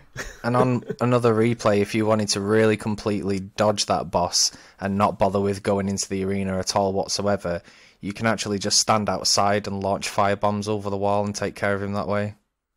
Oh, there we go. Well, I mean, and I but think it works. It's allowed. So it's allowed. Yep. And let me ask this question to Arnie, because I think that his perspective might be very worthwhile here. If you have a game in which the only fair way to beat the fight is to quote unquote cheese it, essentially take advantage of something that is there because of jank or because there's this loophole in the game. Do you think that game should be as praised for that as it is when you can, in fact, quote-unquote, cheese it, and that's the only fair way to beat it? I mean, it depends. I think it's very dependent on what the game is trying to present itself as. I think if you're looking at it in the context of the story, like if I'm just some dude, whether I'm the chosen one or not, if I'm just some tiny zombie and I see a giant goat-headed demon, I'm gonna do anything I can to kill that guy. Like I don't care about being fair. Like what is honor in this world of Dark Souls? Who gives a shit, right? Like, yeah. But in the sense of like as a game, like as a player, if what you're looking for is like I'm looking for a challenge that I can sort of meet head on and sort of work my way through and prove to myself that I can achieve and surpass it, then I think you sort of run into that wall where it's like, well, this just kind of seems like the developer's just trying to be a dick to me. Like it doesn't really seem like they're interested in me sort of taking this demon on their terms. They're just trying to get, like, it kind of seems like the way you describe it kind of seems like it's designed to just be one of those like one-off, like, oh shit, like, like always be on your guard, never take anything for granted, and then after that you're just supposed to know that like, this guy's gonna fuck you up unless you really exploit him. Yeah, it does feel like most of the times you have to die at least once in order to be able to read the patterns, which is not, my preferred design choice, but not all of it is like that. Sometimes you can actually beat, bosses on the first try just because their tails are so noticeable. But I think that, the worst case scenario of this is the Bed of Chaos, and the Bed of Chaos essentially it's a platforming level in a game that's not a platformer, essentially. And, you know, famously, this was a boss that was designed because they just didn't have any more time, and they just had to put something in there. And essentially, you're trying to get through this level to take down this kind of nodes, while the floor is falling all around you, and you have this big tree thing smacking you around so that you fall in these holes. There, when I played the game, I honestly was about to say fuck this, you know, quite a few times, because I just thought I know that this boss is supposed to be the worst boss of the game, but still, this is such absolute blatant bullshit, you know. So eventually I managed to you know, beat it by, you know, kind of cheating the game, you know, and it wasn't really cheating, but, you know, I basically just put very heavy armor on so that I, you know, basically had more poise, quote unquote, so that I wouldn't fall down the holes when, you know, the tree kind of stumped me. You know, sorry, no pun intended. And I managed to do it that way, but yeah, there are some areas and some bosses where you're just like, this is bullshit. I do think that the second one, Dark Souls 2, has more areas like that where you're just like, this is really not fair. Yeah, I think for the most part, the first Dark Souls is quite fair, but there are some areas where you just really feel like, okay, this is a little bit too much. I guess let me ask you, Josh, how big is the multiplayer for you? Because, you know, I don't do multiplayer. I am antisocial. I don't like to play with people. But the multiplayer is a huge component of this, and you have been a Sherpa, you know, to a ton of people, you know. So what is the multiplayer? How do you function in the multiplayer?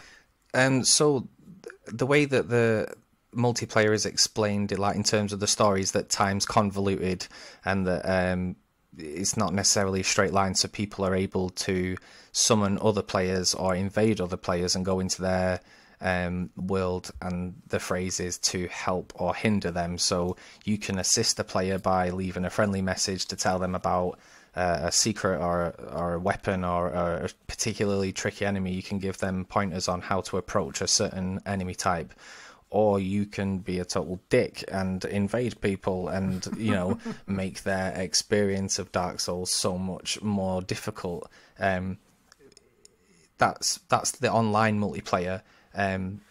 In terms of like defending those unfair moments, while it's incredibly frustrating when you're playing and when it's happening to you, when that trap gets you and sets you off, or that enemy around the corner, and things like that, while those are really frustrating moments to play for yourself, they're incredibly satisfying and hilarious to watch other people watch, especially when you know what's coming. And if you are playing like passing a pad, you know, you got a friend watch it, you're in the same room and you're playing and watching them play, that multiplayer aspect of it, I love nothing more than that. And gauging people's reactions or going online and helping people and then being like, what the fuck is that? That's not fair. And it's just like, well, it's Dark Souls, man. Yeah, I don't want to emphasize that too much, you know, because I do eventually want Arnie to play the game. You know? Yeah. No, I do remember when I was watching other people play and when I was sort of gauging whether I would want to or not, the invasion aspect of it really turned me off hardcore, because I was like, not only do I have to deal with all this, but I have to hope that some other fucking asshole doesn't jump in. Yeah. So the way the mechanics work, you can still play online and not be susceptible to being invaded. So when you die, you go into a hollow state and you keep getting more and more hollow each time you die, and you end up looking like some beef jerky. But if you use a bonfire to restore your humanity, that puts you into like a different state. So like you'll receive slightly more health and slightly better stats, like a little bit of a boost to your attack, and that also allows you to summon in helpful players into your world. But the risk of the risk of being human is that you also run the risk of being invaded by people, and the more people you invite in your world to help you, the more likely it is that you'll get invaded by up to 3 players. Yeah, and I do want to mention that the PvP is a big part of this game. A huge part of the community is, you know, making your build, you know, creating your warrior, mage, or pyromancer, and then, you know, testing it out against other players. I personally am not a multiplayer guy, and I feared the same thing as Arnie. I was like, I don't want to be going up about my jolly way trying to, you know, I'm a I just finally got past that part that I hated, and then some douchebag comes into my game and takes me down. I had a very inordinate fear of that, so I didn't do it. But I do want to stress that the PvP is a huge part of the community, and I think that that's very interesting because not only can you help players, and one of the things about this game is that you can enter covenants, and so that's kind of like entering a guild. And there are some guilds where you're just supposed to help other players, and that's what you do. That's what the guild stands for. And then there are other guilds that are just kind of like assholes, and they just invade other players and make life a living hell for them. So there is an asymmetric component to this, and if you do like that, there is a very satisfying multiplayer to all this. And to be honest, the mechanics of the game are strong enough and deep enough that you can face very different experiences with each player that you face. It never feels like you're going to have the same experience over and over again. So I do think that the multiplayer is a huge component. I can't do it. I really hit a wall with it. Yeah, Jeff, did you play multiplayer? Yeah, I did a bit. I never invaded anybody's space, even in Demon Souls. I didn't do that. I think I did okay in Demon Souls when it came to defending, like holding my ground. I'll always remember, like there's two battles I'll always remember. One where I'd already had two people join me, and then someone invaded, so it was 3-on-1. So that made me laugh a lot when someone saw three of us and then like ran away. It's like, no, you've invaded now. Now it's on 3-on-1. You took the risk. This is what happens. But there was also another one I did where we were pretty much tied. Like neither of us were we were both very tactically at the point where we were both good enough, I guess. Yeah. And we were just tied. And I was like, we've been fighting for about 10 minutes. And I'm like, I'm actually a bit bored. And this guy doesn't want to let up. And I just let him kill me because I was like, I want to get on with the rest of my game. So I just like stopped and he killed me. And I'm like, yeah, cheers, whatever. But it's like, wherever I lose, I'm going to gain back sooner or later. So it's that impending fear when you see that red message about being invaded, and like your heart rate goes up, your hands start sweating, and you have to psych yourself going right. I brought this on myself, but I'm gonna have to put up with this because you never know, they could be bad. And then you see some asshole with a dragon bone that can one hit you, and you're like, okay, I have no chance right now. Exactly. It adds It's to like, the well, horror I'll give it aspect, though. Sorry, it definitely adds to the horror aspect, like the high tension of I could be sure. invaded at any Absolutely. moment by anything, or Yeah. Well, and the way that it designed it is a very risk-reward sort of thing. It's not like anybody can just jump in whenever they want, and you're constantly getting curb stomped. Yeah.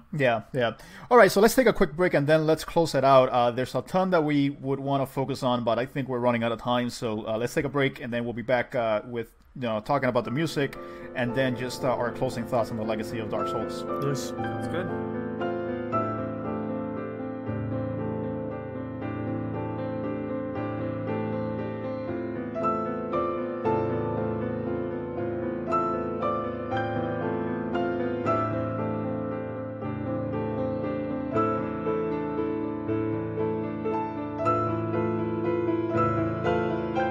All right, everybody, and we're back, and we're going to close out our discussion of Dark Souls. This has been a really fun chat talking about how Arnie hasn't played the game and how he should. Come on, Arnie. I think by the end of this, we're going to be able to convince him, and he's going to do a Twitch live stream of him dying over and over again. Oh, I'd watch that. So stay tuned. Only right. if Josh is there to walk me through with it. pleasure, He mate. will. Anytime. I mean, to see you play, I Give him will, all I the will wrong put it in his advice, contract. please. Exactly. Exactly. Let's talk about music a little bit, because one of the things is that this game, for the most part, when you're playing it, it's mostly your footsteps that you're hearing. Or the sound of you dying. Yeah, the sound of your grunts as you get hit, or the sound of enemies kind of sprawling around the corner.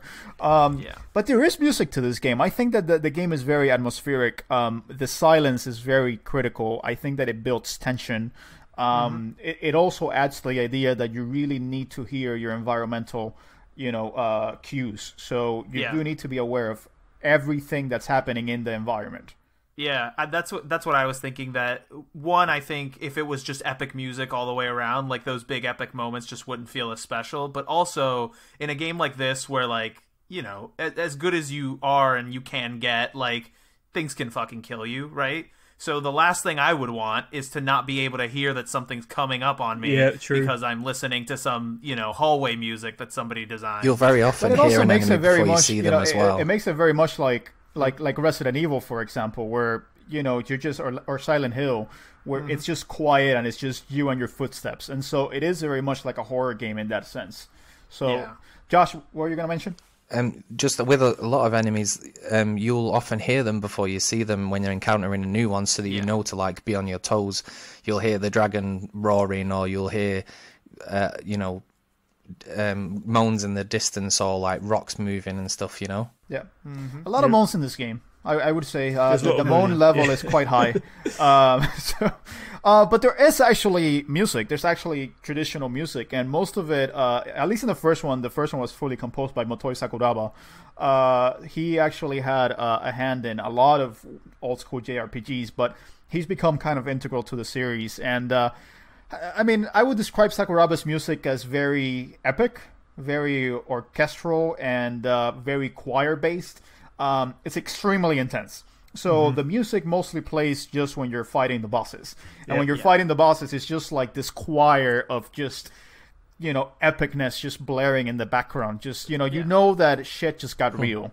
And I like that, but I do think, and this is just speaking to me, I like the fact that later on, they brought on another composer, Yuka Kitamura, and she's more melodic. I really do like when, you mix and match that very heavy, intense, Sakuraba sound with the more, melodic orchestral sound. I think one of the biggest, contrasts is, you play with Ornstein and Small. That's a very, very, very intense, song. But then the last boss, it's basically a piano, it's a piano melody. And it's very, I would say, melancholic. It's extremely melancholic because you know that this is the end. So music is very integral. Same thing with Sif. When you fight Sif and you're going to take down this very cute wolf that's about to slash you to death, maybe, the music kind of, shifts in and out, and the music really does a great job at kind of telling its own story as well. So I don't know if you feel the same way, Josh, but I do think that the music, if you read into it, I do think that it tells a story as well. Yeah, I mean, each boss has got their own theme, and it's very much suited to that area. So, for instance, there's a boss that you fight in like a crystally environment, and the music really reflects that. And then you have other enemies where it's just a wall of sound and choirs coming at you like full pelt. One of my gripes about Dark Souls is that lack of variety in the soundtrack, where a lot of the tracks are just choirs and strings and dissonant chords, like trying to make you uncomfortable and just coming at you full blast all at once, like relentless. I mean, that's what you want for the boss fights, but in subsequent Souls games, I think they've done a better job at differentiating the different arrangements used. Yeah, and I think Dark Souls 3 in particular did a very good job of that. But certainly, the use of leitmotifs is very prevalent in Dark Souls, and every character just kind of has a story behind them, and the song, kind of backs that up. Yeah. One of the things that I did want to mention was the voice acting. Because I think that these games have some of the best voice acting, in games, period. But I happen to have two Brits with me. So I want to ask you, how do you feel about the voice acting, Jeff? Does it feel authentic? It felt authentic, even from Demon Souls. It felt like they were deliberately trying to pick people who could speak clearly, at least, because obviously I don't think it was being translated in Japan or the US. But I think Josh, in my mind, there's a very clear difference between the South and the North as well. There, in terms of where they've decided to use the accents, and I'm not sure if that's a deliberate choice or whether maybe the studio in the UK said, "Look, this is how we see this playing." Do you know anything? I know that like Framt, for example, if Framt was a person, he would be a very wealthy right-wing Tory who likes to shoot foxes at the weekend. Do you know what I mean? He's very well-spoken. It's southern, rather than, I don't know, when you speak to Chester in the DLC, he's a bit more of like a Cockney geezer. Do you know what I mean? He's not as... he's a bit more rough and tumble. One thing So I I did speak find... to Andre. Andre has more of like a northern accent. Yeah, no? Andre the Blacksmith's Or- got a proper northern, like, "Ee." Well, if anything, actually, he might be a little bit Cornish. He's got a very, I don't know, I would say like a working class dialect. Another thing that I found really interesting was that Jeff's right. There was no Japanese voice patch for Dark Souls, so when Japanese players were playing it, they had the subtitles to translate it, but there was no Japanese voiceover. So the overacting and the hammy, like campy acting in some dialogue is to demonstrate to the players what this person is, because even if you don't understand the words that they're saying, you understand the difference between ho ho ho ho ho ho and do you know what I mean? Yeah, exactly. Exactly. I mean, and I do find it fascinating. I mean, all the characters, they speak with a different dialect for the most part. And, you know, Miyazaki wanted that. He wanted his characters to speak in English accents, because what he says is that when they would see period pieces in Japan, they would have English accents. Yeah, so he didn't want an American accent in there. So I do think it's very kind of, you know, in the old traditional classic Shakespearean, you know, kind of acting, you know, like that's kind of the type of acting that you see with this game. But I do find it fascinating, and I love it. I can't tell the particular dialects. I don't know whether one is Cornish or one is a Brummie, you know, but you know, it just sounds authentic to me. I'm just like, hey, you know, it could be. No, I think it's proper. It is authentic. Yeah. Yeah. All right, so I guess let's start closing it out. We've already talked about some of the criticism in this game, mostly frame rate. Blighttown was very, very bad in terms of frame rate. Camera was not great in that particular, you know, area. But let's close it out, because I think that this game is much better than the sum of its part. And I think that the legacy that it has built has really had repercussions across the entire video games industry. So we have had a number of, you know, copycats per se, you know, that have tried to emulate Dark Souls. I think the most, you know, powerful one is Hollow Knight. I think Hollow Knight has been one of the games that has really achieved not only the excellence in terms of gameplay, but also the excellence in terms of storytelling. And, you know, there are others like Nioh, which is kind of Team Ninja's approach to Dark Souls. There's also Code Vein, which came out recently, also by Bandai Namco. Jeff, what do you think about all these Dark Souls kind of imitators? It was fun at the start, wasn't it? It was great, and like all things, a bit like the old roguelike situation we've got. It's like okay, we've had this, we've done this. I think this generation we've seen plenty, and I've played a fair few of them, and they don't come up to scratch. I'm really sorry, they do not come up to scratch. They're all trying really hard, especially the 3D ones. Hollow Knight is an absolutely phenomenal game. I absolutely love that game. But like Nioh is Dark Souls with looting, and if there's one thing I hate about modern gaming, it's looting. It's just endless trash, and it's like I don't need it. Aside from that, Nioh's not that bad. It's like all things. Too much of a good thing is often probably not the best thing for us. Yeah. Yeah, and Josh, I mean, I imagine that you have tried to chase this Dark Souls high by playing other Souls-like games. You know, what is your thought on those games? I've played a few. I think the preferred term is Souls-likes. But I mean, it's weird that a game would come or Soulsborne. Yeah, or Soulsborne. I guess. I think it's weird that a game would come across and like effectively kind of create its own subgenre, like all on its own.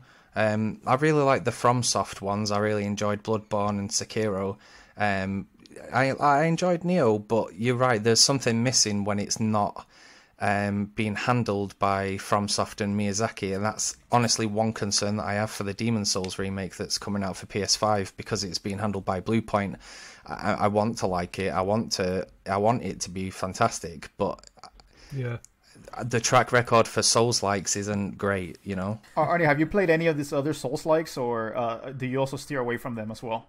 I mean, I'd like to point out that the ones you put on here are like the decent ones. Like you didn't even put Lords of the Fallen on here. What about the Surge? Like, Man, Come on, man. this Search is one of the blandest games I've ever played. And I think that one got a sequel, didn't it? Yeah. I got a sequel that was actually better. It was actually That's better. right. I believe according Lords to of the people. Fallen's getting a sequel as well. But no, I mean the think the so. only one of these that I've even come close to trying is Hollow Knight, which I have queued up and I do want to play within this year, because that one seems. One, I think the art style makes it the least intimidating. Like, these games tend to veer into like very dark, very oppressive sort of environments, and Hollow Knight's I think is as well, but because it's all cute little bugs, and they're all like animated, it makes it a little more approachable. Although I've heard that one is, you know, just as hard and really punishing as well.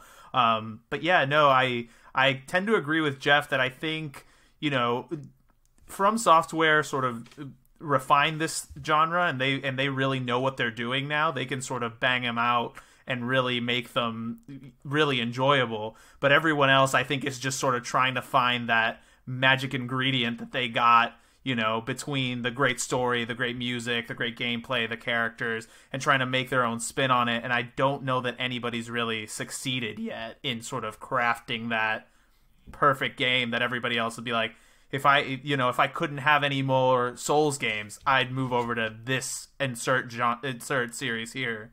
I don't think anybody's gotten there. And you do feel like at some point, From Software is going to stop making these games. Oh, absolutely. So someone's going to have to take up the mantle if you want to have this type of experiences. Yeah. But I would say if you are interested in more Dark Souls-like experiences, definitely carry on with the FromSoft games. I think Bloodborne is the logical next step.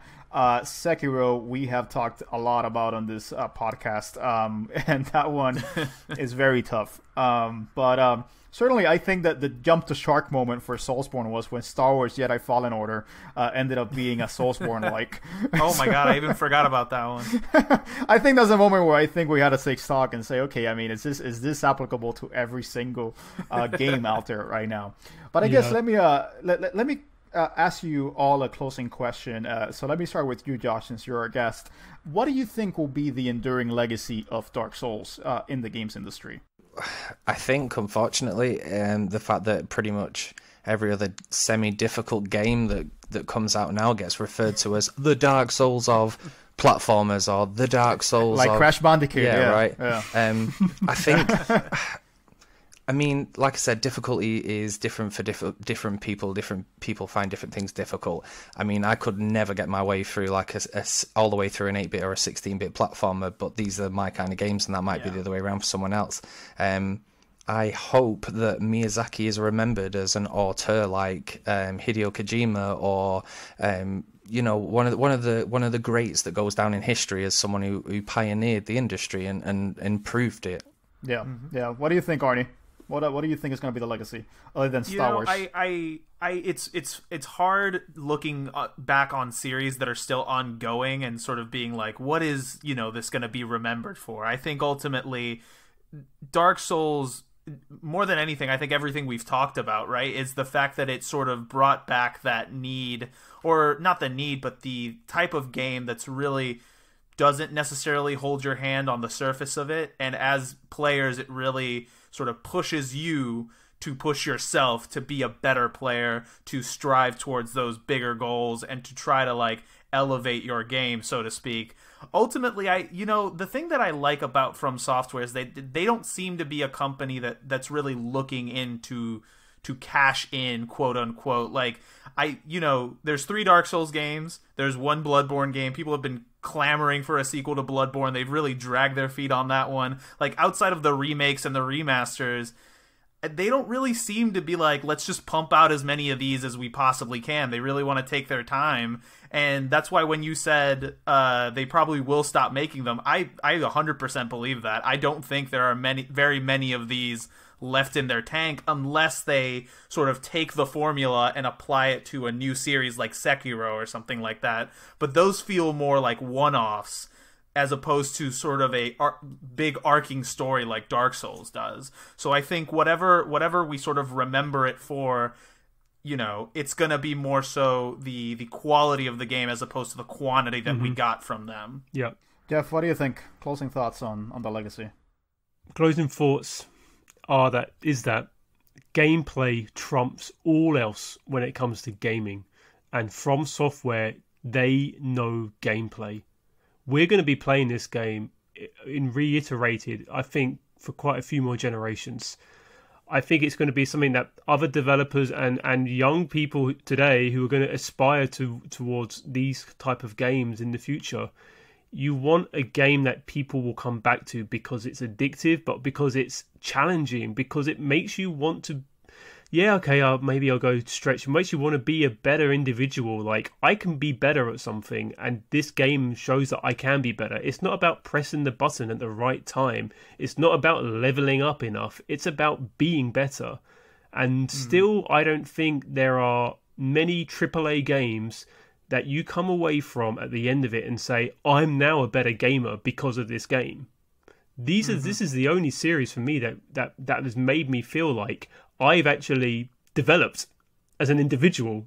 It's not I haven't just absorbed a good story with QTEs. sorry, AAA. No, and I think along those lines, I mean, just to mix it up a little bit, I do think that Dark Souls has proven that games can do something that no other medium can.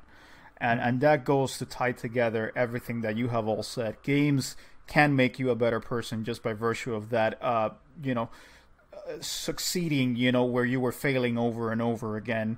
It can be different in that it can, tell a narrative without telling you the narrative. It can be different in that it can create a community that can kind of build a meta-narrative around it. That games can treat players like adults, and that, the players can figure it out for themselves. I think that's going to be the most enduring part of this, is that you can trust the player to, if you create a good experience, if you create a good game, the player will be able to figure it out on their own. Yep. And you can actually achieve something greater if you do that than if you just gave the player all the answers. You don't need a tutorial for everything.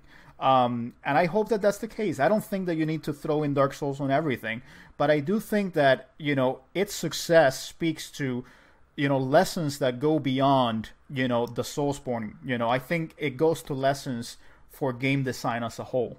And I hope that remains, the enduring legacy of Dark Souls beyond giving Miyazaki his fair dues, because he is, the mastermind behind all of this. So with that, we're going to close it out. So thank you, everyone, for joining. Josh, thanks so much for joining us, buddy. Thank you. Again, you were the Sherpa, to us three in terms of talking Dark Souls. Where can we find you, man? I'm on Instagram at Ninja Artorias. That's all one word. That's about it, really. And so let's just suppose if someone listened to this episode and they were like, okay, I'm ready for this.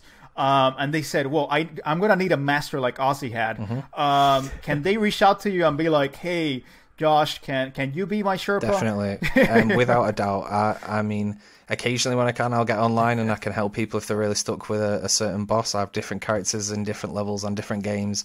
But even if it's just like, how does this relate to this? Or how do I get past this? Like, maybe I could throw you a quick tip. Like, I don't want to be a spoiler guide or a walkthrough or anything, but like maybe I can be a spoiler-free hint machine. Where would you recommend somebody start? Like, if I was going to jump in, should I just jump in at 1, or should I start somewhere else? Yeah, I would. I mean, I don't know, if you're into dragons and knights and swords and shields and stuff, I definitely recommend Dark Souls as a jumping in point. But if you're more into the Bram Stoker, Lovecraft, horror kind of thing, Victorian sort of thing, I would definitely recommend Bloodborne. I don't think there's wrong with that being your first one. But I just want to be clear about this. Bloodborne is a horror game through and through. That Dark Souls is kind of horror-like. Bloodborne is absolute horror and the worst type. So if you are a little bit of pansy, you might want to steel yourself for Bloodborne. So I'll try to be the Sherpa to Arnie's playthrough whenever he eventually decides to passing down the torch, man. take the plunge. Yeah, pass the torch. Exactly. All right, so everybody, thank you very much for listening. We are the Region Free Gamers podcast. You can find us on iTunes, Amazon, Spotify, YouTube, everywhere where you can listen to your good podcast from. Thank you, everyone, to our Patreons. If you do want to give us a tip or just say thank you, definitely throw us a message. Or if you just want to give $1 a month or something, whatever, I mean, that's definitely appreciated. It just helps with our maintenance costs, etc. Other than that, we're always available on Instagram. That's Region Free Gamers Podcast. Arnie's always manning that account, so you can always talk with him. You can also reach us by email or Twitter at Region Free Gamer. So definitely reach out to us if you want to talk to us. And at the end of the day, make sure to go out there, play Dark Souls if you liked anything that you hear today. And more importantly, happy Halloween if you celebrate this kind of things. This is going to come out just a few days before Halloween. Make sure to stay safe. If you're going to go trick-or-treating, make sure to wear your mask. Just think of it as a Dark Souls cosplay or something. Hope everyone has a good time and stay safe. So thank you very much, and we'll see you next time. Peace. Peace. Dark Souls. More like Dark Blows.